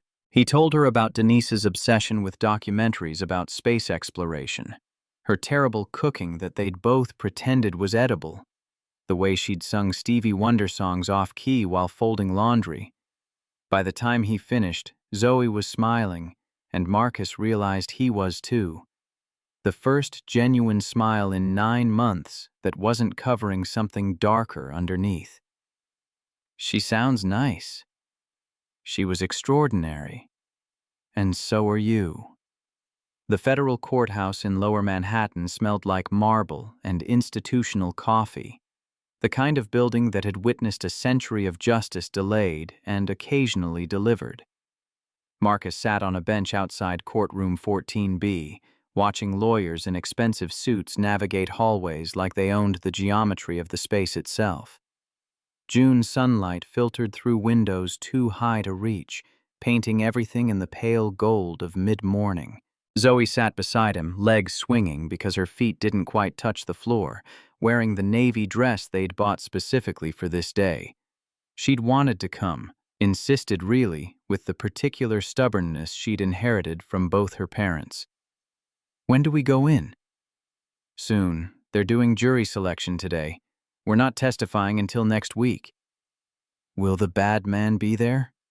Marcus looked down at his daughter, seeing the mix of fear and curiosity that came from knowing someone had killed your mother, but having no direct memory of the loss. Zoe's grief was second-hand, learned from Marcus's absences and the photo on the mantel, abstract in the way that death is abstract to children who haven't yet understood their own mortality. "Yes, Mr. Granger will be there, but he can't hurt us. There are guards and lawyers and rules about how trials work." "Are you scared to see him?" The question deserved honesty, even though honesty was harder than deflection. "I'm angry. That's different from scared." Elena arrived 10 minutes later, dressed in a gray suit that split the difference between her old corporate uniform and the more casual clothes she'd adopted since leaving Rothman Financial. She'd cut her hair shorter, stopped wearing the expensive jewelry that had once been as much part of her identity as her name. The transformation wasn't complete, might never be complete, but she was trying. Marcus, Zoe, the prosecution team wants to meet before we go in. Are you ready? As ready as someone can be to watch the man who killed their wife sit 20 feet away and claim innocence. They followed Elena to a conference room where Assistant U.S. Attorney Sarah Chen was reviewing notes with the focused intensity of someone who'd built a career on preparation. She was 42, sharp-featured, with the particular weariness of prosecutors who'd seen too many guilty people walk free on technicalities. Mr. Cole, thank you for coming early. I wanted to walk through your testimony one more time. They spent 90 minutes going over details that Marcus had lived with for 9 years. Questions Chen would ask and answers he'd practiced until they felt like muscle memory. The financial forensics, the timeline of Granger's crimes, the 8 victims whose lives had been destroyed by fraud that looked legitimate until you knew where to look. But the hardest part would be testifying about Denise, making a jury of 12 strangers understand not just that she'd died, but who she'd been, what her death had cost beyond the clinical facts of brake failure and cliffsides and investigations that ended too soon. The defense is going to argue that you have a financial motive to fabricate evidence. They'll point out that you worked as a janitor specifically to gather information on Granger, that you had years to construct a narrative that fits your theory of the crime. Let them argue. The server logs don't lie. The shell company documents are public record, and Granger's own recorded confession puts him at the scene of a conspiracy he's claiming never happened. Chen nodded, satisfied with the confidence in his voice, even if she knew from experience that confidence wasn't the same as certainty. One more thing. David Chen, the mechanic who tampered with the brake lines, is testifying tomorrow. The defense is going to attack his credibility hard. He's testifying in exchange for immunity, which makes him look like someone who will say anything to avoid prison. Your job is to be the steady, factual counterweight. No emotion, no theatrics, just the evidence. I can do that. After the meeting, they filed into the courtroom, a space designed to intimidate with its high ceilings and dark wood paneling, the American flag and state flag flanking a bench where Judge Patricia Morrison, no relation to the FBI agent, presided with the stern efficiency of someone who'd been doing this job for 23 years. Thomas Granger sat at the defense table between 2 attorneys who'd cost more per hour than most people made in a week. He looked older than he had 9 months ago, the weight loss and gray pallor that came from pre-trial detention. But his suit was still tailored, his posture still upright, maintaining the performance of innocence, even as the evidence stacked against him like sandbags against a flood. He glanced toward Marcus once, their eyes meeting across the courtroom, and Marcus saw something that might have been fear or might have been hatred. Either way, it was the first time Granger had looked at him and truly seen him, stripped of the invisibility that janitorial work had provided. The jury selection took all day, a process of questions and strikes and sidebar conferences that turned 12 random citizens into arbiters of truth. By the time Judge Morrison dismissed them for the evening, Marcus felt hollowed out by the weight of waiting, by watching Granger sit there looking almost normal, like any other executive accused of white-collar crime, instead of a man who'd ordered someone's death with the same casual efficiency he'd used for quarterly projections. Zoe had fallen asleep against his shoulder during the afternoon session, and he carried her out to the car service that Elena had insisted on providing, despite his protests about accepting favors. Marcus, you can't take the subway home after testifying all day. Accept the help. I'm not a charity case. No, you're someone who exposed massive fraud and caught his wife's killer. Let people help you celebrate that instead of treating assistance like an insult to your independence. In the car, Zoe woke up enough to ask the question that had probably been forming all day. Daddy, is it always like this? Court, I mean. Lots of waiting and nothing happening? Usually. Justice is slow because it's trying to be careful. Better to take time and get it right than rush and let guilty people go free. Did they get it right with Mom? Marcus looked out at Manhattan sliding past, evening traffic turning the city into a river of brake lights and frustrated honking. No, they got it wrong the first time. That's why we're here now, trying to fix it. That night, he couldn't sleep. The brownstone was quiet except for the usual sounds of old houses settling, radiators ticking, Brooklyn existing outside his windows. Marcus sat in his office surrounded by 8 years of documentation that had become exhibits in a federal trial, his contribution to the historical record reduced to numbered evidence bags and legal filings.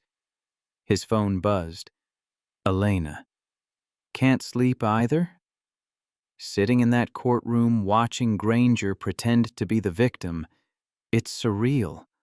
Like watching someone rewrite history while the truth sits right there in document form. That's what trials are. Competing narratives where the one with better lawyers sometimes wins regardless of facts.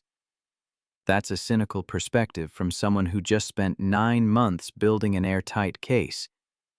Marcus leaned back in his chair, looking at Denise's photo on his desk, the version of her that would stay 34 forever while he aged past her, growing into the man she'd never get to know.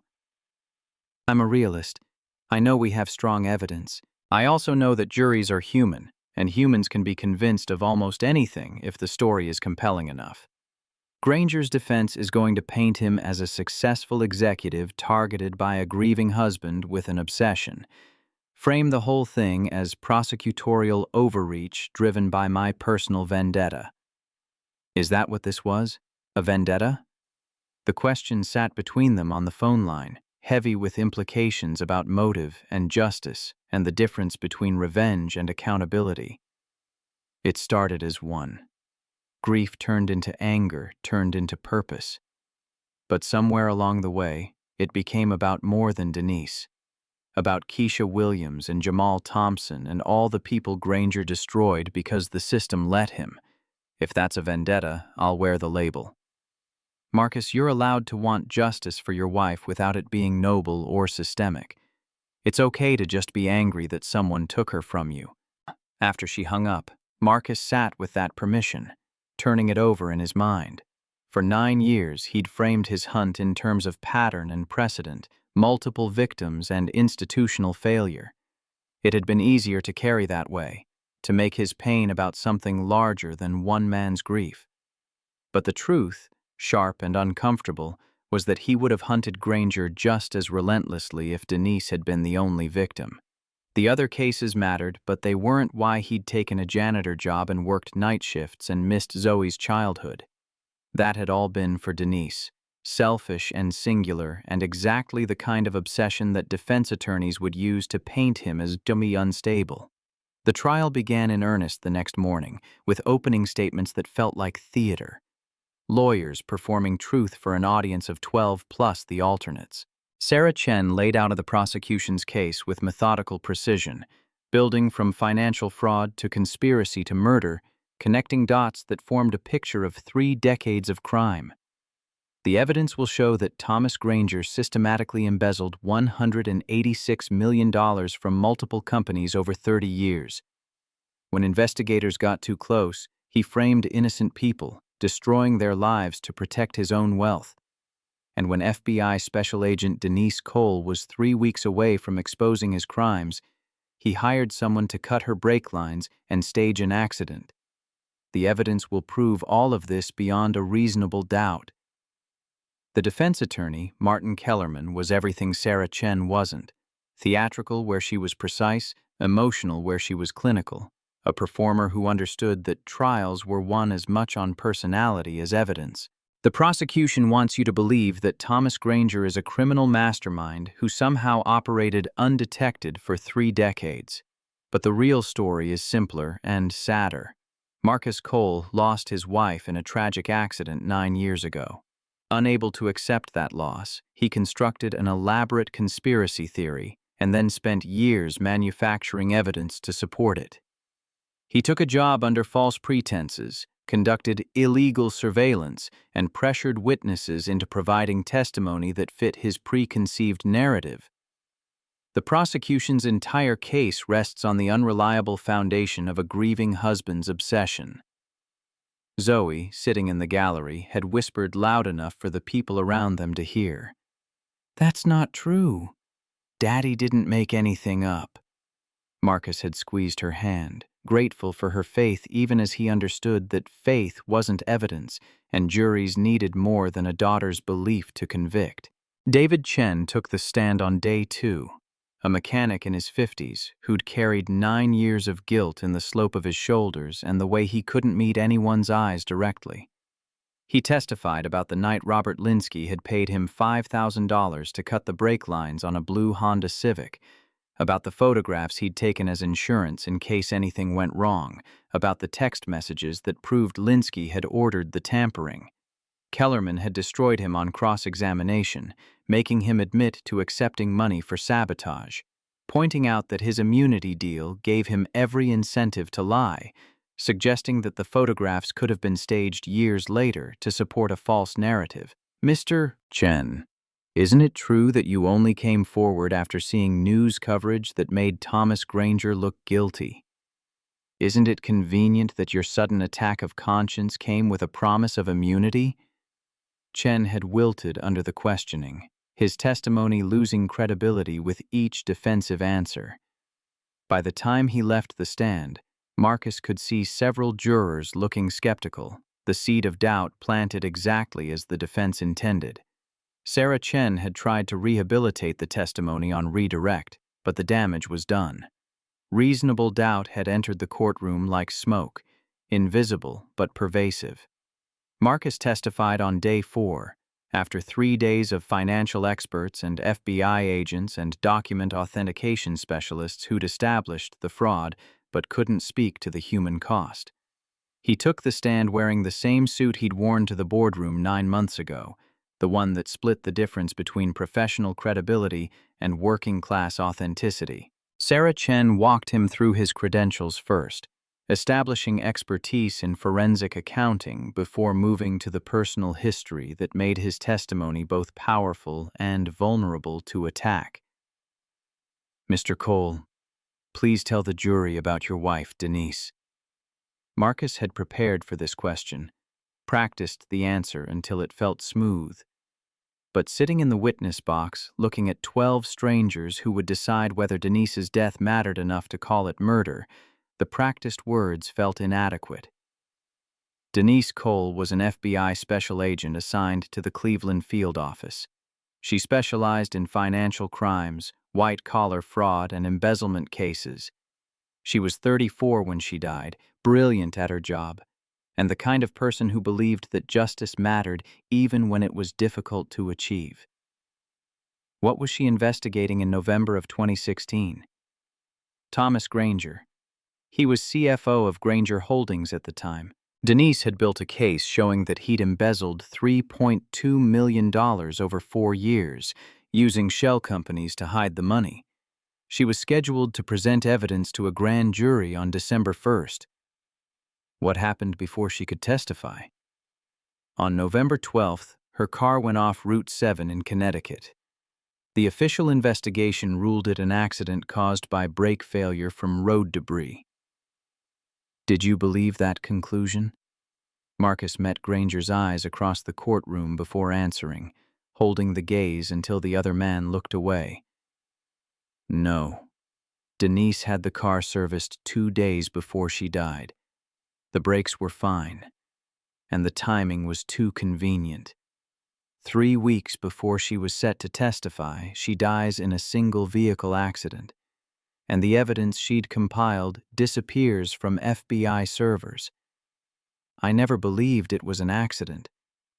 What did you do with that belief? I started my own investigation, tracked Granger's movements over the next 8 years, documented a pattern of fraud and victim framing that matched what Denise had uncovered. When I learned he was CFO at Rothman Financial, I took a job as a janitor to gather evidence from inside the company. Kellerman objected repeatedly during the testimony, trying to exclude anything that suggested premeditation or planning, but Judge Morrison allowed most of it, understanding that motive and credibility were inextricably linked in a case built on circumstantial evidence. The cross-examination began after lunch, Kellerman standing close enough to the witness box to invade Marcus's personal space, a power move designed to intimidate. "Mr. Cole, you've spent 9 years convinced that my client killed your wife, correct?"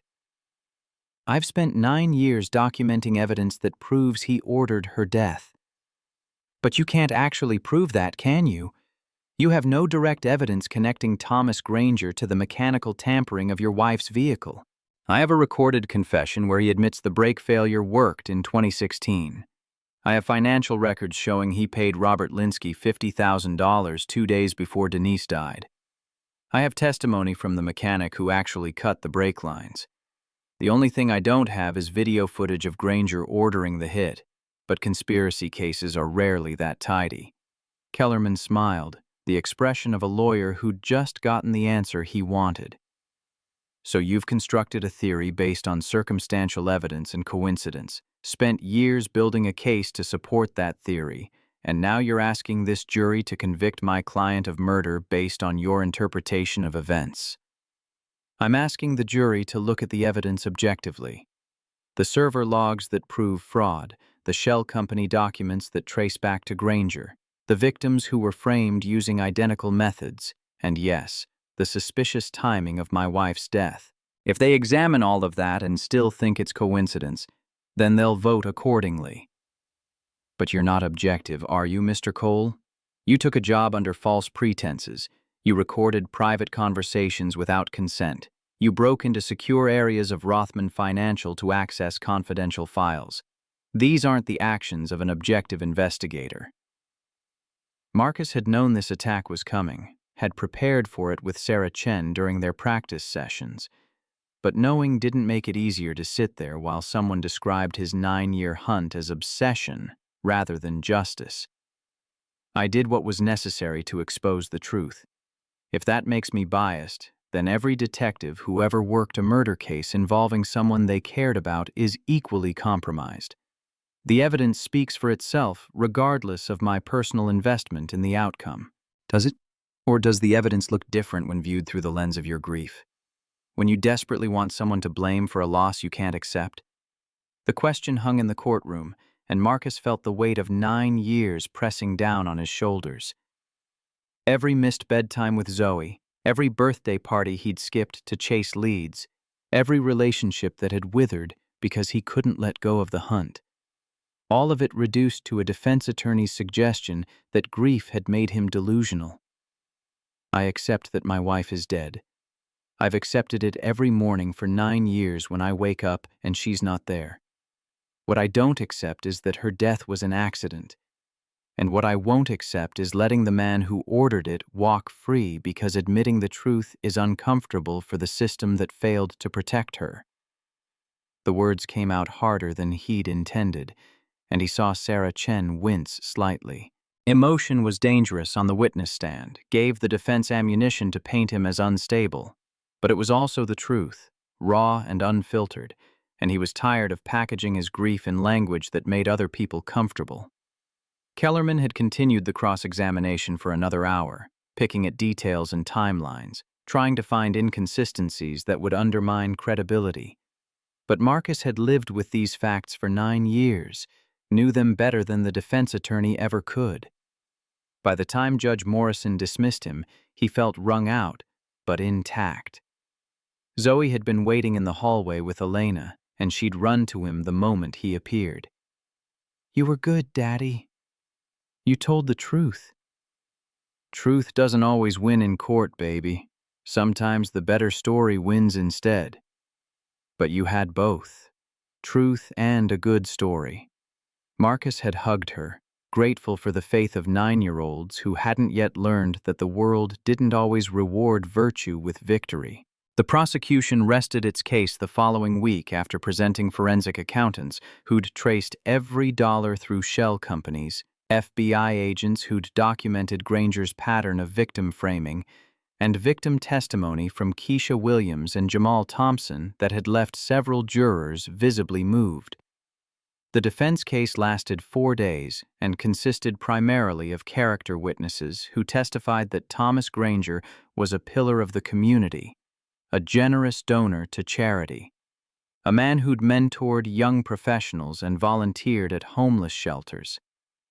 None of them addressed the financial evidence directly, focusing instead on the narrative that such a good man couldn't possibly be guilty of such terrible crimes. Granger himself took the stand on the final day of the defense case, a risky move that Kellerman had probably advised against, but that Granger's ego couldn't resist. He testified for 6 hours, calmly explaining away each piece of evidence as misinterpretation or coincidence, suggesting that the shell companies were legitimate tax structures and the victim framing was unfortunate timing rather than deliberate action. I've dedicated my career to building companies and creating value. The suggestion that I would destroy innocent lives for financial gain is absurd. These allegations stem from Marcus Cole's understandable but misguided grief. I sympathize with his loss, but his conspiracy theory doesn't become truth just because he spent years believing it. Sarah Chen's cross-examination had been surgical, using Granger's own words against him, highlighting the contradictions between his testimony and the documentary evidence.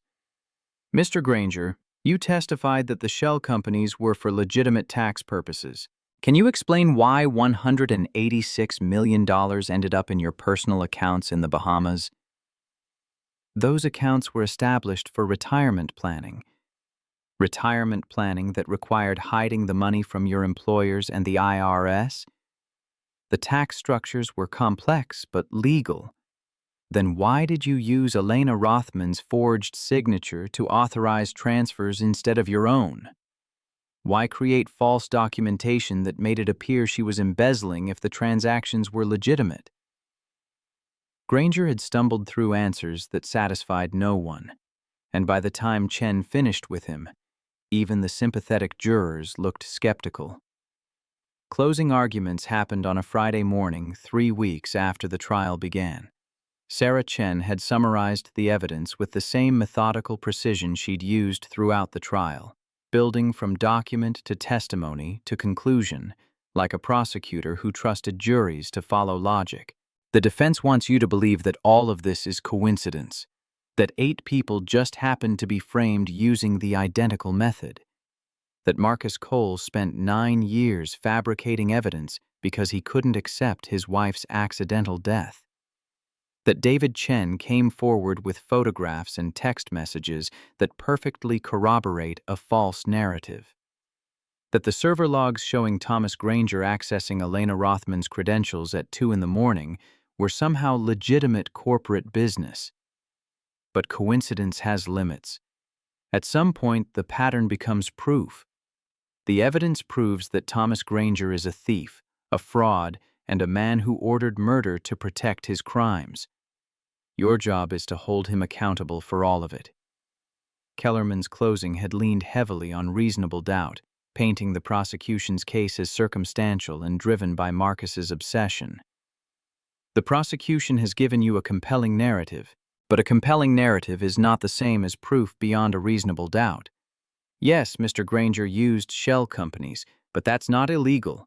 Yes, the timing of Denise Cole's death was suspicious, but suspicion is not proof. Yes, Marcus Cole gathered evidence, but he gathered it through deception and illegal surveillance, methods that taint everything he touched. You are the last barrier between an innocent man and wrongful conviction. The prosecution is asking you to believe their theory despite the holes in their evidence. I'm asking you to demand actual proof, not just coincidence and innuendo. That's what reasonable doubt means. That's what justice requires. The jury had deliberated for 4 days, and each day that passed felt like a year. Marcus had tried to maintain normal routines with Zoe, making breakfast and helping with homework and pretending that his entire world wasn't hanging on the decision of 12 strangers. But the waiting carved out pieces of him, left him hollow and anxious in ways that 9 years of hunting had never achieved. Elena had called every evening, checking in with the kind of concern that came from shared trauma. They'd been through different versions of the same crisis, and the bond that created was strange and necessary. "How are you holding up?" "Terrified that we came this close and it still won't be enough." "It's enough, Marcus. Even if the jury doesn't convict on murder, the fraud charges are ironclad. He's going to prison. But not for killing Denise. That's what matters." "Is it?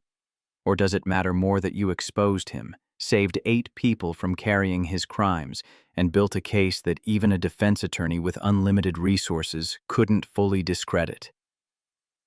Marcus had thought about that question long into the night, trying to separate what he needed from what qualified as justice. The distinction remained elusive. The verdict came on a Tuesday afternoon, the jury filing back into the courtroom with expressions that gave nothing away. Judge Morrison had asked for the verdict forms, and the foreperson, a woman in her 50s who'd taken careful notes throughout the trial, had handed them over with steady hands. "On count 1, wire fraud, how do you find?" "Guilty." "Count 2, money laundering, how do you find?" "Guilty." The guilty verdicts kept coming, 27 in a row for the financial crimes, each one landing with the weight of validation. Marcus had felt Zoe's hand in his, squeezing tight enough to hurt, and realized his daughter was crying silently, tears of relief streaming down her face. Then came count 28, conspiracy to commit murder in the death of Denise Cole. "How do you find?" The pause before the answer felt eternal, time stretching and compressing until the present moment existed outside normal causality. "Guilty." The courtroom had erupted in ways that Judge Morrison immediately shut down, but for 10 seconds there was chaos. Elena crying, and Rosa Martinez in the gallery shouting something in Spanish, and reporters scrambling for the exits to file stories. Through it all, Marcus had sat perfectly still, the word echoing in his head like a bell that wouldn't stop ringing. Guilty. For Denise. For 9 years of waiting. For every morning Zoe had woken up without her mother. Guilty. Granger had stood for the reading, and Marcus had watched him receive each verdict with the same controlled expression he'd used in the boardroom 9 months ago. But when the murder conspiracy verdict came, something broke in his face, a crack that let through whatever he'd been holding back. He'd turned to look at Marcus, and their eyes had met one final time. Granger's expression held rage and defeat, and something that might have been the first honest emotion Marcus had ever seen from him. Then the marshals were leading him away, and Marcus was standing because his legs had decided to work again. And Zoe was hugging him with the fierce strength of someone who'd needed this ending, even if she couldn't fully understand what it meant.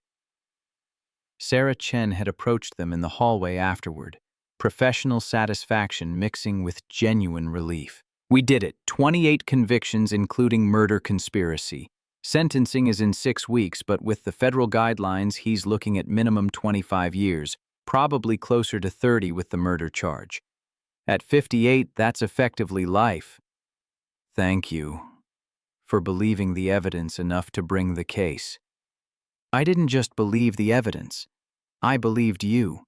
And I believed that Denise Cole deserved better than an investigation that closed before it really began."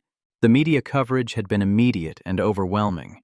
Marcus's face on every news channel, the story framed as vindication for the grieving husband who'd spent 9 years hunting his wife's killer.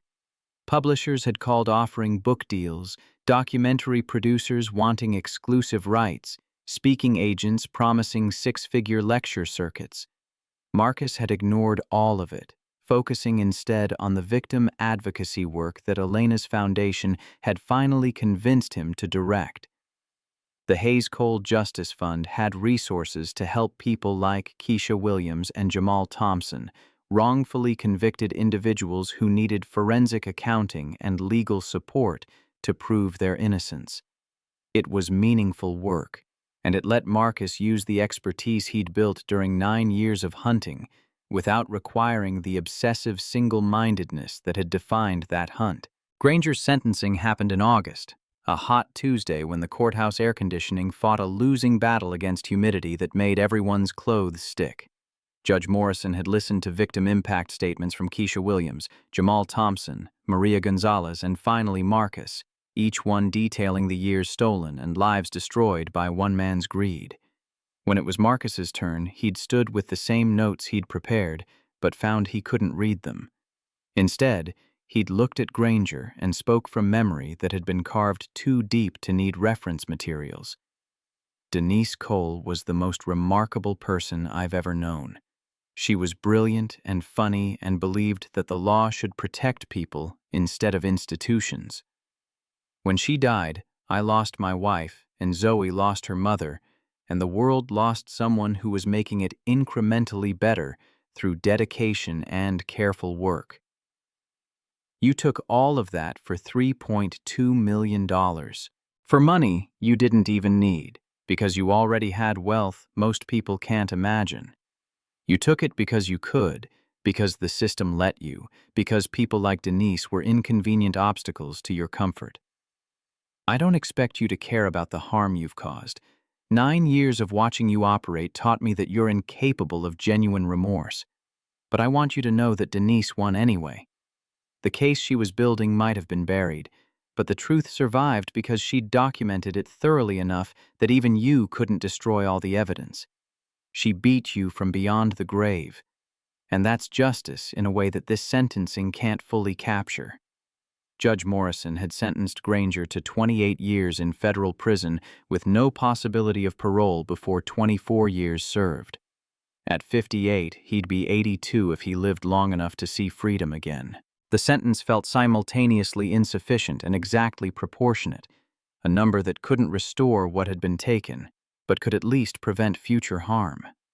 Afterward, Marcus had taken Zoe to Coney Island, a celebration that she'd requested because normal 9-year-olds celebrated victories with cotton candy and roller coasters instead of solemn reflection. They'd ridden the cyclone 3 times despite Marcus's fear of heights, eaten hot dogs that dripped mustard onto shirts they'd designated as sacrificial, and walked along the boardwalk as evening turned the ocean purple and gold. "Daddy, are you happy now?" Zoe had asked it while they sat on a bench watching waves roll in, the question delivered with the casual directness that children wielded like scalpels. "I'm something close to it. Not quite happy, but not angry anymore either. Maybe that's the best I get." "Mom would want you to be actually happy." "How do you know?" "You don't remember her. I remember the stories you tell. And someone who sang Stevie Wonder off-key and made terrible food and believed in justice, she wouldn't want you sad forever." Marcus had pulled his daughter close, breathing in the salt air and sunscreen smell of summer, understanding that children sometimes possessed wisdom that adults had forgotten how to access. "You're right. She'd want me to be present instead of haunted. So that's what I'm going to try to be." The year after the sentencing, Marcus settled into a rhythm he'd never thought possible. Director of the Hayes Cole Justice Fund 20 hours a week, home by 3 to help Zoe with homework, present for every science fair and parent-teacher conference he'd missed during the hunt. Elena had become a steady presence in their lives, not romantic but something more durable than friendship. A partnership built on shared trauma and mutual respect. Zoe thrived. Science club, sleepovers with friends, the gap-toothed smile appearing more frequently as her father's distraction faded into reliability. Tyler Granger had transferred to a private school across the city after his father's arrest, sparing her the awkwardness of sharing classrooms with the son of the man who'd killed her mother. 2 years after the verdict, the Hayes Cole Justice Fund had helped exonerate 17 wrongfully convicted individuals, recovered $43 million in fraudulent transactions from various corporate schemes, and established a legal clinic at Howard University dedicated to financial crime investigation. The work had grown beyond anything Marcus had imagined when Elena first proposed the idea, becoming a genuine force for systemic change instead of just individual case resolution. Marcus had hired a staff of 6, splitting his time between forensic investigation and administration, finding that he was better at the latter than he'd expected. The work felt connected to Denise's legacy without being consumed by it, honoring her memory through action instead of obsession. Zoe had started 8th grade with plans to attend science camp the following summer, her interest in physics and astronomy growing stronger each year. She'd asked Marcus if he thought her mother would have been proud, and he'd told her the truth. Denise would have been overwhelmed with pride at the young woman Zoe was becoming. She would have helped with your science projects and made terrible snacks and asked you a million questions about quantum mechanics that she didn't really understand but wanted to hear you explain anyway. Do you still miss her? Every day. But it doesn't hurt like it used to. Now it's more like background noise, always there but not drowning out everything else. On the 3rd anniversary of the verdict, Marcus had received a letter from Thomas Granger. The prison return address had made him consider throwing it away unopened, but curiosity won over caution. Inside, 2 pages of handwriting that had deteriorated from the precise script Marcus remembered. Mr. Cole, I write this not expecting forgiveness or even acknowledgement, but because 3 years in federal prison have given me time to think about accountability in ways my previous life never required. You were right about almost everything. The fraud, the framing, the systematic destruction of innocent lives to protect my own comfort. I did all of it with the kind of casual cruelty that comes from never having to face consequences. But I want you to know that I did not order your wife's death. I hired Robert Linsky to frighten her, to make her back off the investigation. The brake tampering was supposed to be minor, enough to create car trouble and fear, but not to kill. When I learned she'd died, I was horrified. Not horrified enough to turn myself in, clearly, but genuinely devastated by the outcome. This distinction probably doesn't matter to you. Dead is dead regardless of intent. But I've spent 3 years living with the knowledge that I'm responsible for a death I didn't want, and I thought you should know that whatever else I am, I'm not quite the monster you imagine. I don't expect this to change anything. You won, I lost, and the verdict was largely just even if the murder conspiracy charge rested on a misunderstanding of my actual intent. But I wanted you to have the full truth, such as it is, from someone who finally has no reason left to lie. I hope you found peace. I hope your daughter is thriving. And I hope that someday, when you think about me, it's with the understanding that people are more complicated than the worst things they do. Marcus had read the letter 3 times, trying to decide if it changed anything. The distinction between ordering murder and ordering intimidation that resulted in murder felt academic from where Denise was concerned. Dead was dead, as Granger had acknowledged, but there was something in the admission that felt closer to truth than anything Granger had said during the trial. Marcus read the letter 3 times, trying to decide if it changed anything. The distinction between ordering murder and ordering intimidation that resulted in murder felt academic from where Denise was concerned. Dead was dead, as Granger had acknowledged. He filed the letter in a box with other trial documents, evidence of a journey that had consumed 9 years and concluded with something messier than closure, but more honest than revenge. He didn't write back. Zoe had graduated 8th grade at the top of her class, accepted into a specialized science high school that would prepare her for the kind of career Denise had always dreamed she might pursue. At the graduation ceremony, Marcus had sat next to Elena and Rosa, watching his daughter cross the stage to receive an award for academic excellence, and thinking about all the moments Denise had missed and all the moments that remained to be lived. That night, Zoe had asked if they could visit Denise's grave, a request she made occasionally but never predictably. They'd driven to the cemetery in Queens where Denise was buried next to her grandmother, the 2 of them keeping each other company in death as they had in life. Zoe had brought flowers, yellow roses, because Marcus had told her those were Denise's favorite. She'd placed them carefully, then sat cross-legged on the grass with the kind of easy comfort that came from growing up with death as a fact rather than a trauma.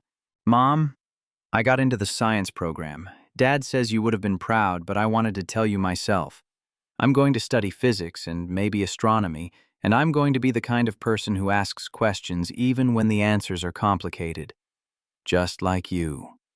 Marcus had stood back, giving his daughter privacy for the conversation, understanding that Zoe's relationship with Denise's memory belonged to her as much as to him. When she finished, she'd stood and hugged him with the particular fierceness of teenagers who were learning to navigate the gap between childhood and whatever came next. "Daddy, I think we're going to be okay." "Yeah, baby, I think we are." They'd driven home through evening traffic, the radio playing old Stevie Wonder songs that Denise used to sing, and Marcus had let himself feel something that approximated happiness. Not the uncomplicated joy of people who'd never lost anything significant, but the hard-won contentment of someone who'd survived grief without becoming defined by it. The brownstone lights were on when they arrived, warm and welcoming in a way that hadn't always been true. Marcus had learned to see his home as more than the headquarters of a hunt, and the difference that made was subtle, but transformative. Inside, Zoe had gone to her room to text friends about graduation plans, and Marcus had stood in the kitchen where he'd planned Granger's downfall, looking at Denise's photo on the mantel. He'd lit the candle he still lit every morning, watched the flames settle into steady burning. "We did it, Dee. Not perfectly, not completely, but enough to matter. Zoe's thriving. The work continues. And I'm learning to be present instead of haunted. It's not the life we planned, but it's a good life anyway. I think you'd approve." The photo didn't answer, but in the candlelight, Denise's smile looked like permission to keep living instead of just surviving, to build a future that honored her memory without being imprisoned by it. Marcus blew out the candle and went to help Zoe plan her summer, ready for whatever came next. Choosing presence over absence, choosing joy when justice had finally, imperfectly, been served.